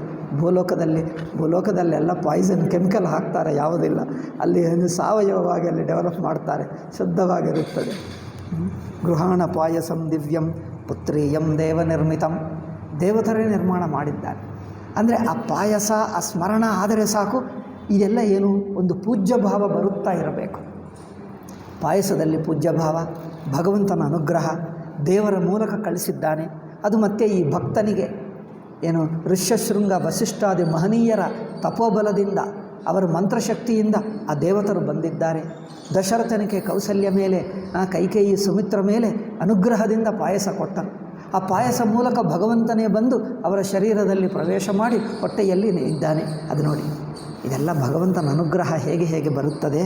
ಲಪ್ಸ್ಯಸೆ ಪರಮಾತ್ಮಾನಂ ಪುತ್ರತ್ವೇನ ನ ಸಂಶಯ. ಪಾಯಸ ಕೊಡುವುದೇ ಅಲ್ಲ, ಸಾಕ್ಷಾತ್ ಪರಮಾತ್ಮನೇ ನಿಮಗೆ ಮಗ ಆಗಿ ಬರುತ್ತಾನೆ, ಈಗ ಪಾಯಸ ತಗೋ ಎಂದು ಹೇಳಿದ. ಇತ್ಯುಕ್ತ ಪಾಯಸಂ ದತ್ವಾ ರಾಜ್ಞೇ ಸೋಂತರ್ದಧೇನಲಃ. ಹೊಟ್ಟೋದ. ವವಂದೇ ಮುನಿಶಾರ್ದೂಲವು ರಾಜಾಲಬ್ಧ ಮನೋರಥಃ. ರಾಜನಿಗೆ ಸಂತೋಷವಾಯಿತು. ವಸಿಷ್ಠ ಋಷ್ಯಶೃಂಗಾಭ್ಯಾಮ್ ಅನುಜ್ಞಾತೋ ದದೌ ಹವಿಃ. ಕೌಸಲ್ಯ ಕೈಕೆ ಎಲ್ಲರಿಗೆ ಪಾಯಸವನ್ನು ಹಂಚಿದ. ದೇವತಾ ಇವ ರೇಜಸ್ತಾ ಸ್ವಭಾಸ ರಾಜಮಂದಿರೇ. ಭಾಗವತದಲ್ಲಿ ಇನ್ನೂ ಚೆನ್ನಾಗಿ ಹೇಳ್ತಾರೆ. ಶ್ರೀಕೃಷ್ಣ ದೇವಕಿ ಹೊಟ್ಟೆಯಲ್ಲಿ ಬಂದರೆ ಸಾಕು, ಇಡೀ ರೂಮ್ಗೆ ತೇಜಸ್ಸು ಬಂತಂತೆ. ರಾತ್ರಿ ಕತ್ತಲೆಯಲ್ಲಿಯೂ ರೂಮ್ನಲ್ಲಿ ಬೆಳಕು ಇದ್ದಂತೆ ಕಂಡು ಬರುತ್ತಿತ್ತಂತೆ. ರೂಮ್ಗೆ ರಾತ್ರಿಗೆ ಬೆಳಕಿರುತ್ತದೆ, ಕತ್ತಲೆ ಇರುತ್ತದಲ್ಲ. ದೇವಕಿ ಆ ಜೈಲಿನಲ್ಲಿ ಕೂತಿದ್ದರೆ, ಒಂದು ಜೈಲಿನಲ್ಲಿ ಹಾಕಿದ್ದಾರೆ. ಜೈಲಂದರೆ ಹೌಸ್ ಅರೆಸ್ಟೇ. ಹೌಸ್ ಅರೆಸ್ಟರಲ್ಲಿ ಮಾಡಿದ್ದಾರೆ ದೇವಕಿ ವಸುದೇವರನ್ನು. ಅಲ್ಲಿ ಇದ್ದರೆ ದೇವಕಿ ಹೊಟ್ಟೆಯಲ್ಲಿ ಅವಳು ಕೂತಿದ್ದರೆ ಸಾಕು, ಅವನ ಮುಖದಿಂದ ಅವರ ಶರೀರದಿಂದ ತೇಜಸ್ಸು ಬಂತು. ರೂಮೆಲ್ಲ ದಿವ್ಯ ತೇಜಸ್ಸಾಗಿ ಕಂಡು ಬರುತ್ತದೆ. ಆಗುತ್ತದೆ, ಇಂಥದ್ದು ನಡೆಯುತ್ತದೆ. ಏನು ಇಲ್ಲದಿದ್ದರೂ ತೇಜಸ್ಸು ಕಂಡು ಬರುತ್ತವೆ. ಇಂಥದ್ದು ಮಹನೀಯರಿದ್ದರೆ ಆಗುತ್ತದೆ. ಆದ್ದರಿಂದ ಇಲ್ಲಿ ದೇವತಾ ಇವ ರೇಜಸ್ತಾ ಕೌಸಲ್ಯ ಸುಮಿತ್ರ ಇವರೆಲ್ಲರಿಗೆ ಮುಖ ಮೇಲೆ ಒಂದು ತೇಜಸ್ಸು ಬಂತಂತೆ. ದದೌ ಪ್ರೀತಿ ಸಮನ್ವಿತ. ಭಗವಂತನ ಸನ್ನಿಧಿಯಲ್ಲಿದ್ದರೆ ಇಂದ್ರಿಯ ಮನಸ್ಸುಗಳೆಲ್ಲ ಶುದ್ಧವಾಗುತ್ತವೆ, ಮನಸ್ಸು ನಿರ್ಮಲವಾಗುತ್ತದೆ, ಮುಖದಲ್ಲಿ ಒಂದು ಬಗೆಯಾದ ತೇಜಸ್ಸು ಬರುತ್ತದೆ. ದಶಮೇ ಮಾಸಿ ಕೌಸಲ್ಯ ಸುಶುವೇ ಪುತ್ರಮದ್ಭುತಂ. ಆದ್ದರಿಂದ ಮಧುಮಾಸ ಈಗ ಇದು ನೋಡಿ, ಅಂದರೆ ಏನು? ಚೈತ್ರ ಮಾಸನೇ. ಸಿತೆ ಪಕ್ಷೆ ಶುಕ್ಲ ಪಕ್ಷದಲ್ಲಿ ನವಮ್ಯಾಂ ಕರ್ಕಟೆ ಶುಭೆ. ಕರ್ಕಟ ಪುನರ್ವಸು ಅಕ್ಷಸಹಿತೆ ಕರ್ಕಟ ಲಗ್ನ ಅಂತೆ. ಕರ್ಕಟ ರಾಶಿ, ಪುನರ್ವಸು ನಕ್ಷತ್ರ ಸಹಿತೆ ಉಚ್ಚಸ್ತೆ ಗ್ರಹ ಪಂಚಕೆ ಮೇಷಾಂ ಪೂಷಾಣಿ ಸಂಪ್ರಾಪ್ತೆ. ಅವರೆಲ್ಲ ಜಾತಕ ಚಕ್ರ ಹೇಳ್ತಾ ಇದ್ದಾರೆ. ರಾಮಚಂದ್ರನ ಜಾತಕ ಚಕ್ರ ಯಾವ ಸಮಯದಲ್ಲಿ ಹುಟ್ಟಿದ್ದಾನೆ. ಆವಿರಾಸೀತ್ ಜಗನ್ನಾಥ ಪರಮಾತ್ಮ ಸನಾತನಃ. ಆ ಕಾಲದಲ್ಲಿ ಅದರಲ್ಲಿ ಸಮಯದಲ್ಲಿ ಅವರು ಆವಿರ್ಭಾವ ಮಾಡಿದರು. ನೀಲೋತ್ಪಲದರ್ಶ್ಯಾಮ. ಅವರು ಹುಟ್ಟಿದ್ದರೆ ಹೇಗಿರುತ್ತಾನೆ? ಹುಟ್ಟಿದಾಗ ನೀಲಮೇಘಶ್ಯಾಮ ಇದ್ದಾನೆ. ಪೀತವಾಸಾಶ್ಚತುರ್ಭುಜ. 4 ಭುಜಗಳಿವೆ. ಪೀತವಾಸ ಅಂದರೆ ಪೀತಕ್ಕೆ ಏನು ಹೇಳ್ತಾರೆ? ಅರಿಶಿಣ ಬಣ್ಣ. ಅರಿಶಿಣ ಬಣ್ಣಕ್ಕೇನು ಹೇಳ್ತಾರೆ? ಹಳದಿ ಬಣ್ಣ ಹೇಳ್ತಾರೆ. ಹಳದಿ ಬಣ್ಣನ ವಸ್ತ್ರ ಧರಿಸಿದ್ದ. ಪೀತವಾಸ ಅಂದರೆ ಹಳದಿ ಬಣ್ಣದ ವಸ್ತ್ರ ರಾಮಚಂದ್ರ ಧರಿಸಿದ್ದಾನೆ. ವಿಷ್ಣು ಜಲಜಾರುಣ ನೇತ್ರಾಂತ ಸ್ಫುರತ್ಕುಂಡಲ ಮಂಡಿತ ಸಹಸ್ರಾರ್ಕ ಪ್ರತೀಕಾಶ. 1000 ಸೂರ್ಯನ ಹಾಗೆ ಅವನ ಬೆಳಕು ಇದ್ದಂತೆ, ಮುಖದಲ್ಲಿ ತೇಜಸ್ಸು. ಕಿರೀಟಿ ಅಂದರೆ ಮೊದಲು ವಿಷ್ಣು ರೂಪವಾಗಿ ದರ್ಶನ ಕೊಟ್ಟು ನಂತರ ಬಾಲಕ ರೂಪವಾಗ್ತಾನೆ. ಹುಟ್ಟಿದ ಬಾಲಕ ವಿಷ್ಣು ರೂಪದಲ್ಲಿ ಕೌಸಲ್ಯಕ್ಕೆ ದರ್ಶನ ಕೊಟ್ಟು ನಂತರ ರಾಮನಾಗಿ ಬಾಲಕನ. ಅನುಗ್ರಹಾಖ್ಯ ಹೊತ್ಸೆಂದು ಸೂಚಕಸ್ಮಿತ ಚಂದ್ರಿಕ ಕರುಣಾರಸ ಸಂಪೂರ್ಣ ವಿಶಾಲೋತ್ಪಲಲೋಚನ ಶ್ರೀವತ್ಸಹಾರ. ಈಗ ಮತ್ತೆ ವಿಷ್ಣುವಿನ ಅಲಂಕಾರಗಳು ಏನೇನಿರುತ್ತದೋ ಅದೆಲ್ಲ ದರ್ಶನ ಕೊಟ್ಟ. ಹರ್ಷಾಶ್ರುಪೂರ್ಣ ನಯನ ಪ್ರಾಂಜಲಿರಬ್ರವೀತ್. ಕೌಸಲ್ಯ ಸ್ತೋತ್ರ ಮಾಡ್ತಾನೆ. ಮೊದಲು ವಿಷ್ಣು ರೂಪದಲ್ಲಿ ದರ್ಶನ ಕೊಡ್ತಾನೆ. ದೇವದೇವ ನಮಸ್ತೆಸ್ತು ಶಂಖಚಕ್ರ ಗದಾಧರ. ಕೌಸಲ್ಯ ಸ್ತುತಿ. ಪರಮಾತ್ಮಾಚ್ಯುತೋನಂತ ಪೂರ್ಣಸ್ತ್ವಂ ಪುರುಷೋತ್ತಮಃ ವದಂತ್ಯಗೋಚರಂ ವಾಚ. ನೀವೇ ಮನಸ್ಸುಕಿ ವಾಕ್ಕುಕಿ ಅತೀತವಾಗಿರುವ ಪರಮಾತ್ಮ ಈ ರೂಪದಲ್ಲಿ ಬಂದಿದ್ದೀವಿ ನೋಡಿ. ನಮ್ಮ ಕಣ್ಣಾರ ನೋಡಬಹುದು, ಮನಸ್ಸಿನಿಂದ ಅರ್ಥ ಮಾಡಿಕೊಳ್ಳಬಹುದು. ಇಲ್ಲದಿದ್ದರೆ ಮನಸ್ಸುಕಿ ಬಾಯಿಕಿ ಅತೀತವಾಗಿರುವವನು ನಮಗೆ ಕಂಡುಬರುವುದು ಹೇಗೆ? ತ್ವಾಂ ವೇದವಾದಿನ ಸತ್ತ ಮಾತ್ರಂ ಜ್ಞಾನೈಕ ವಿಗ್ರಹಂ. ವೇದಾಂತಿಗಳು ಹೇಳ್ತಾರೆ, ಅವರು ಸದ್ರೂಪ ಚಿದ್ರೂಪ ಪರಮಾತ್ಮ ಇಂದ್ರಿಯಗಳಿಗೆ ಗೋಚರವಲ್ಲ. ನಾವೇನೋ ಅಲ್ಪ ಜನರು, ನಮಗೆ ಅಷ್ಟು ವೇದಾಂತಿಗಳಷ್ಟು ವೈರಾಗ್ಯವಿಲ್ಲ, ಅಷ್ಟು ಜ್ಞಾನವಿಲ್ಲ, ಅಷ್ಟು ವೇದಾಂತ ತತ್ವಚಿಂತನ ಮಾಡಲಿಲ್ಲ. ನಿಮ್ಮ ದರ್ಶನ ಆಗಬೇಕು ಎಂದಿದೆ. ಅದಕ್ಕೋಸ್ಕರ ನೋಡಿ, ನಮ್ಮ ಮೇಲೆ ಪ್ರೀತಿಯಿಂದ ಮನುಷ್ಯ ರೂಪನೇ ಧರಿಸಿಕೊಂಡು ಬಂದು ನಮಗೆ ದರ್ಶನ ಕೊಟ್ಟಿದ್ದೀಯಲ್ಲ ನೋಡಿ.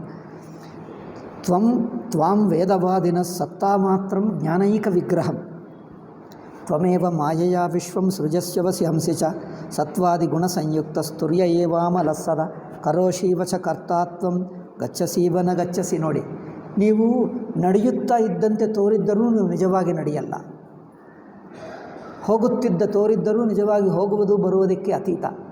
ಸರ್ವವ್ಯಾಪಕನು ಹೋಗುವುದು ಬರುವುದಿಲ್ಲ. ಅಂದರೆ ಪರಮಾತ್ಮ ರಾಮಚಂದ್ರನ ರೂಪದಲ್ಲಿ ತೋರುತ್ತಿದ್ದರೂ ಸ್ವಯಂ ಸರ್ವವ್ಯಾಪಕನೇ ಹೊರತು ಈ ಮನುಷ್ಯ ರೂಪಕ್ಕೆ ಪರಿಮಿತವಾಗಲಿಲ್ಲ. ಅದು ಶ್ಲೋಕ ಕೌಸಲ್ಯ ಹೇಳ್ತಾರೆ ನೋಡಿ. ಶೃಣೋಶಿವ, ನೀವು ಕೇಳುತ್ತಾ ಇದ್ದರೂ ನಿಮಗೆ ಇಂದ್ರಿಯಗಳಿಲ್ಲ, ಸರ್ವ ಇಂದ್ರಿಯಗಳಿಗೆ ಅತೀತ, ಸರ್ವ ದೇಹಕ್ಕೆ ಅತೀತ, ಸರ್ವವ್ಯಾಪಕ ಆಕಾಶನ ಹಾಗಿದ್ದೀವಿ. ನಮಗೆ ತೋರುವಾಗ ಮಾತ್ರ ಈ ರೂಪದಲ್ಲಿ ತೋರ್ತಾ ಇದ್ದೀವಿ. ಅಜ್ಞಾನಧ್ವಾಂತ ಚಿತ್ತಾನಾಂ ವ್ಯಕ್ತ ಏವ ಸುಮೇಧಸಾಂ. ಅಜ್ಞಾನಿಗಳಿಗೆ ಕಂಡುಬರುವುದು ಸಾಕ್ಷಾತ್ ಪರಮಾತ್ಮ. ಜಠರೇತವ ದೃಶ್ಯಂತೆ ಬ್ರಹ್ಮಾಂಡ ಪರಮಾಣವಃ. ನಿಮ್ಮ ಹೊಟ್ಟೆಯಲ್ಲೇ ಈ ಬ್ರಹ್ಮಾಂಡಗಳೆಲ್ಲ ಇವೆ. ನೀನು ಪ್ರಪಂಚದಲ್ಲಿ ಹುಟ್ಟಿದ್ದಲ್ಲ, ಪ್ರಪಂಚವೇ ನಿನ್ನ ಒಳಗೆ ಇದೆ. ಒಂದು ಪ್ರಪಂಚ ಅಲ್ಲ, ಇಂಥದ್ದು ನೂರಾರು ಸಾವಿರಾರು ಬ್ರಹ್ಮಾಂಡಗಳು ನಿನ್ನ ಒಳಗೆ ಇರುತ್ತವೆ ಅಲ್ಲವೇ? ಸಚ್ಚಿದಾನಂದ ಸ್ವರೂಪ ಪರಮಾತ್ಮನಲ್ಲೇ ಅನೇಕ ಬ್ರಹ್ಮಾಂಡಗಳು ಹುಟ್ಟುತ್ತವೆ. ಸಂಸಾರ ಸಾಗರೇ ಮಗ್ನ ತ್ವಂ ಮಮೋದರ ಸಂಭೂತ ಇತಿ ಲೋಕಾನ್ ವಿಡಂಬಸೆ. ಅದರಿಂದ ಹಂತ ಅನೇಕ ಬ್ರಹ್ಮಾಂಡಗಳಿಗೆ ಅಧಿಪತಿಯಾಗಿರುವ ಪರಮಾತ್ಮ ಸಣ್ಣ ಮಗುವಾಗಿ ನನ್ನ ಹೊಟ್ಟೆಯಲ್ಲಿದ್ದಾನೆ. ಇದೆಲ್ಲ ನನ್ನ ಮೇಲೆ ಅನುಗ್ರಹ ಎಂದು ಕೌಸಲ್ಯ ಹೇಳ್ತಾರೆ. ಭಕ್ತೇಶು ಪಾರವಸ್ಯಂತೆ ದೃಷ್ಟಮೇತ್ಯ ರಘುತ್ತಮ. ಇದೆಲ್ಲ ಭಕ್ತರ ಮೇಲೆ ನಿನಗೆ ಇರುವಂಥ ಪ್ರೇಮನೇ, ಬೇರೆ ಕಾರಣವಿಲ್ಲ. ಪ್ರೇಮದಿಂದಲೇ ಇದೆಲ್ಲ ಆಗುತ್ತದೆ, ಬೇರೆ ಕಾರಣದಿಂದ ಆಗಲ್ಲ. ಸಂಸಾರ ಸಾಗರೇ ಮಗ್ನ. ನಾವು ಸಂಸಾರದಲ್ಲಿ ಮುಳುಗಿರುವ ಜನರಿಗೆ, ಏಕೆಂದರೆ ಪ್ರಪಂಚ ನಾಮರೂಪಗಳು ವಸ್ತುಗಳು ಇವೇ ನೋಡ್ತಾ ಇದ್ದರೆ ಆಸಕ್ತಿ ಹೆಚ್ಚಾಗ್ತದೆ. ಆಸಕ್ತಿ ಬಿಡಿಸುವ ಒಂದು ರೂಪ ಬೇಕೇ? ಅದಕ್ಕೋಸ್ಕರ ನೀನು ಬಂದಿದ್ದಿ. ನಿನ್ನನ್ನು ಸ್ಮರಿಸಿಕೊಂಡರೆ ಸಂಸಾರ ಮೋಹ ಬಿಡುತ್ತದೆ. ನಮಗೆ ಸಂಸಾರ ಮೋಹ ಬಿಡಿಸುವುದಕ್ಕೆ, ರಾಗದ್ವೇಷಗಳು ಬಿಡಿಸುವುದಕ್ಕೆ, ಅಹಂಕಾರ ಅಭಿಮಾನಗಳನ್ನು ಬಿಡಿಸುವುದಕ್ಕೆ ಒಂದು ದಿವ್ಯ ರೂಪವನ್ನು ಧರಿಸಿಕೊಂಡು ಬಂದಿದ್ದೀವಿ. ಮನುಷ್ಯನ ಹಾಗಿರುತ್ತಾನೆ, ಮನುಷ್ಯನಲ್ಲ ಅಲ್ಲವೇ? ಮನುಷ್ಯನ ರೂಪ ಇರುತ್ತದೆ, ಬಟ್ ಆ ತೇಜಸ್ಸು ಮಾತ್ರ ವ್ಯತ್ಯಾಸ ಇರುತ್ತದೆ. ಏಕೆಂದರೆ ವ್ಯತ್ಯಾಸ ಎಲ್ಲಿ ಮನುಷ್ಯ ರೂಪ ಬಿದ್ದರೂ ತೇಜಸ್ಸಿನಲ್ಲಿ ವ್ಯತ್ಯಾಸ. ರಾಮಚಂದ್ರನಿಗೆ ದಿವ್ಯ ತೇಜಸ್ಸಿರುತ್ತದೆ, ಆದ್ದರಿಂದ ಅವನು ಮನುಷ್ಯ ರೂಪದಲ್ಲಿದ್ದರೂ ಮನುಷ್ಯತ್ವಕ್ಕೆ ಸೀಮಿತನಾಗಲಿಲ್ಲ. ಈ ರೂಪದಿಂದ ಜನರಿಗೆ ಒಂದು ಭಕ್ತಿ ಹುಟ್ಟಿಸಿ ಅವರನ್ನು ಸಂಸಾರದಿಂದ ಉದ್ಧರಿಸುವುದು ಉಪಸಂಹಾರ. ಈಗ ನಿಮ್ಮ ವಿಷ್ಣು ರೂಪ ದರ್ಶನ ಮಾಡಿಕೊಂಡೇ ಈಗ ನಿಮ್ಮ ಲೀಲಗೋಸ್ಕರ ನೀವು ಮಗು ರೂಪವಾಗಿ ತಾಳು ಅಂದರೆ ಮಗು ರೂಪವಾಗಿ ಮತ್ತೆ ಕಂಡು ಬರುತ್ತಾನೆ, ಅಳುತ್ತಾನೆ. ಶ್ರೀ ಭಗವಾನು ಯದ್ಯದಿಷ್ಟಂ ತವಾಂಬ್ಯತ್ವಂ ತತ್ತದ್ಭವತು ನಾನ್ಯತ. ಆಯಿತು. ಅಹಂ ತು ಬ್ರಹ್ಮಣ ಪೂರ್ವಂ. ಮೊದಲೇ ಬ್ರಹ್ಮದೇವಾದಿಗಳೆಲ್ಲ ಬೇಡಿಕೊಂಡರೆ ಅವರಿಗೆ ನಾನು ವರ ಕೊಟ್ಟೆ, ನಿಮಗೂ ಪೂರ್ವ ಜನ್ಮದಲ್ಲಿ ವರ ಕೊಟ್ಟೆ, ನಾನು ಮಗುವಾಗಿ ಹುಟ್ಟಿರ್ತೀನಿ, ಅದಕ್ಕೋಸ್ಕರ ಬಂದೆ ಎಂದು ಹೇಳ್ತಾನೆ. ಈಗ ಸಣ್ಣ ಮಗುವಾಗಿ ಲೋಕಲೀಲ ಮಾಡ್ತಾ ಇದ್ದಾನೆ. ಅಂದರೆ ಮಗು ಮೇಲೆ ಪ್ರೀತಿ ಎಲ್ಲರಿಗೂ ಇರುತ್ತದೆ, ಬಟ್ ಆ ಮಗುವು ಪರಮಾತ್ಮ ಎಂದು ಭಾವನೆ ಇದ್ದರೆ ಲೌಕಿಕ ಪ್ರೀತಿ ಅದೊಂದು ಭಕ್ತಿಯಾಗಿಬಿಡ್ತದೆ. ಅದು ನೋಡಿ, ಲೌಕಿಕ ಪ್ರೀತಿಯೇ ಒಂದು ಭಕ್ತಿಯಾಗಿಬಿಡ್ತದೆ. ಇತ್ಯುಕ್ತ ಮಾತರಂ ರಾಮೋ ಬಾಲೋ ಭೂತ್ವಾ ರುರೋಧ ಬಾಲತ್ವೇಪಿ ಇಂದ್ರ ನೀಲಾಭ. ಅಷ್ಟೇ. ದಶರಥ ಕೇಳಿದ. ಆನಂದಾರ್ಣವ ಮಗ್ನೋಸೌ ಆಯಯೌ ಗುರುಣಾ ಸಹ. ಬಂದು ರಾಮನಿಗೆ ಒಂದು ಹೆಸರಿಡ್ತಾನೆ. ಏನು ಹೆಸರಿಟ್ಟ? ವಸಿಷ್ಠನೇ ಹೆಸರಿಟ್ಟನಂತೆ. ರಾಮ ಎಲ್ಲರಿಗೂ ಆನಂದವನ್ನು ಉಂಟು ಮಾಡುವವನು. ಯಸ್ಮಿನ್ ರಮಂತೆ ಮುನಯೋ ವಿದ್ಯೆಯ ಅಜ್ಞಾನ ವಿಪ್ಲವೇ ತಂ ಗುರು ಪ್ರಾಹರಾಮೇತಿ ರಮಣಾದ್ರಾಮ ಇತ್ಯಪಿ. ಎಲ್ಲರನ್ನು ರಮಿಸುವಂತೆ ಮಾಡ್ತಾನೆ, ಆನಂದಿಸುವಂತೆ ಮಾಡ್ತಾನೆ, ಎಲ್ಲರಿಗೆ ಆನಂದಿಸ್ತಾನೆ. ಅದರಿಂದ ರಾಮ ಎಂದು ಹೆಸರಿಟ್ಟ. ಲಕ್ಷ್ಮಣನಿಗೆ ಲಕ್ಷ್ಮಣ, ಶತ್ರುಘ್ನ, ಭರತ ಎಲ್ಲರಿಗೆ ಹೆಸರಿಟ್ಟ. ನಂತರ ಈಗ ಮಕ್ಕಳು ಸ್ವಲ್ಪ ಬೆಳೆಯುತ್ತಾ ಇದ್ದಾರೆ, ಅವರು ಆಟ ಆಡ್ತಾ ಇರುತ್ತಾರೆ. ಸ್ವಲ್ಪ ಬಾಲಲೀಲೆಗಳು ಹೇಳ್ತಾನೆ. ಕೌಸಲ್ಯ ಜನನಿ ತಸ್ಯ ಮಾಸಿ ಮಾಸಿ ಪ್ರಕುರ್ವತಿ. ಎಷ್ಟು ಅವರಿಗೆ ನಂತರ ಅವರಿಗೆ ಏನೇನು ಮುಂಡನ ಮಾಡ್ತಾರೆ, ಇನ್ನೇನೋ ಕೇಶಖಂಡನ ಮಾಡ್ತಾರೆ, ಅದೆಲ್ಲ ಮಕ್ಕಳ ಹಾಗೆ ಮಾಡ್ತಾ ಇದ್ದರು.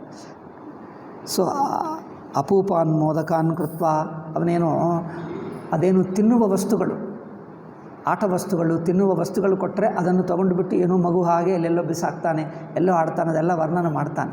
ಬಾಲರಾಮನ ಲೀಲೆಗಳು ವಾಲ್ಮೀಕಿ ಹೇಳಲಿಲ್ಲ, ಇಲ್ಲಿ ಈ ಅಧ್ಯಾತ್ಮ ರಾಮಾಯಣದಲ್ಲಿವೆ. ಭೋಜನಂದೇಹಿ ಮೇ ಮಾತರ್ನ ಶ್ರುತಂಕಾರ್ಯಸಕ್ತಯ ತಥ ಕ್ರೋಧೇನ, ಇದೆಲ್ಲ ಬಾಲಲೀಲೆಗಳು ಕೆಲವು ವರ್ಣನೆ ಮಾಡ್ತಾನೆ. ಕೆಲವು ಭಜನೆಗಳು ಇವೆ ಹಿಂದಿಯಲ್ಲಿ, ತುಳಸಿದಾಸ ಅದೇ ಮಾಡ್ತಾನೆ.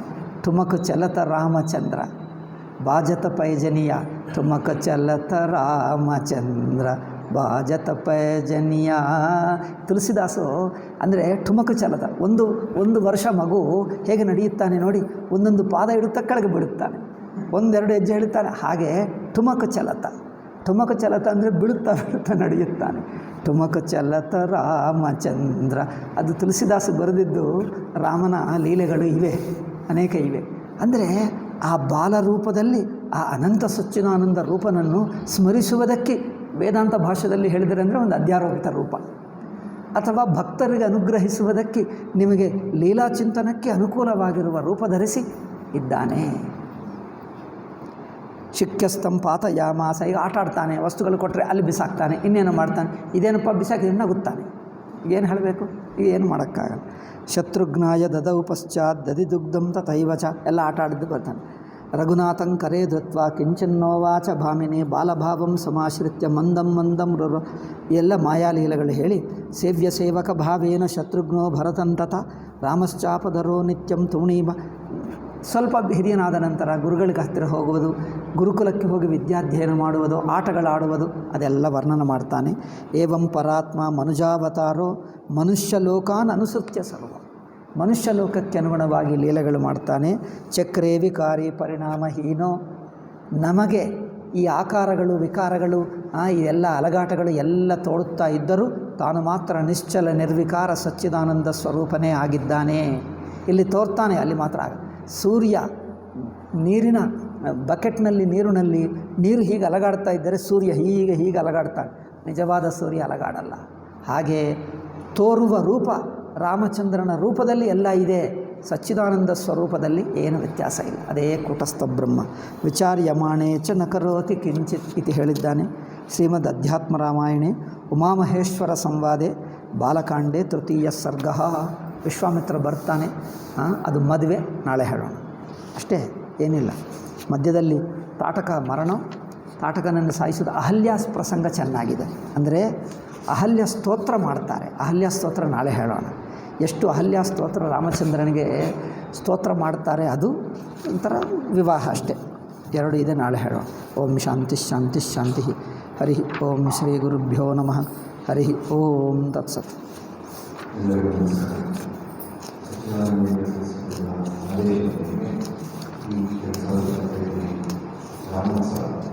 ಚೆನ್ನಾಗಿ ಗುರುಗಳ ಅಧ್ಯಾತ್ಮ ಸಾಂಗವಾಗಿ ನಾನು ವಾಲ್ಮೀಕಿ ರಾಮಾಯಣದಲ್ಲಿ ಗುರುಗಳಿಗೆ ಸ್ವಲ್ಪ ಭಾಗ ತುಳಸಿ ರಾಮಾಯಣ ಅಧ್ಯಾತ್ಮ ರಾಮಾಯಣ ಅಂತ ಹೇಗೆ ಅಂತ ಕೇಳಿಸ್ಕೊಳ್ತಾ, ಅಂದರೆ ಭಗವಂತನ ನಾವು ಎಲ್ಲ ವಿಧದಲ್ಲೂ ಭೂಮಿ ಅಂತ ತಿಳ್ಕೊಂಡು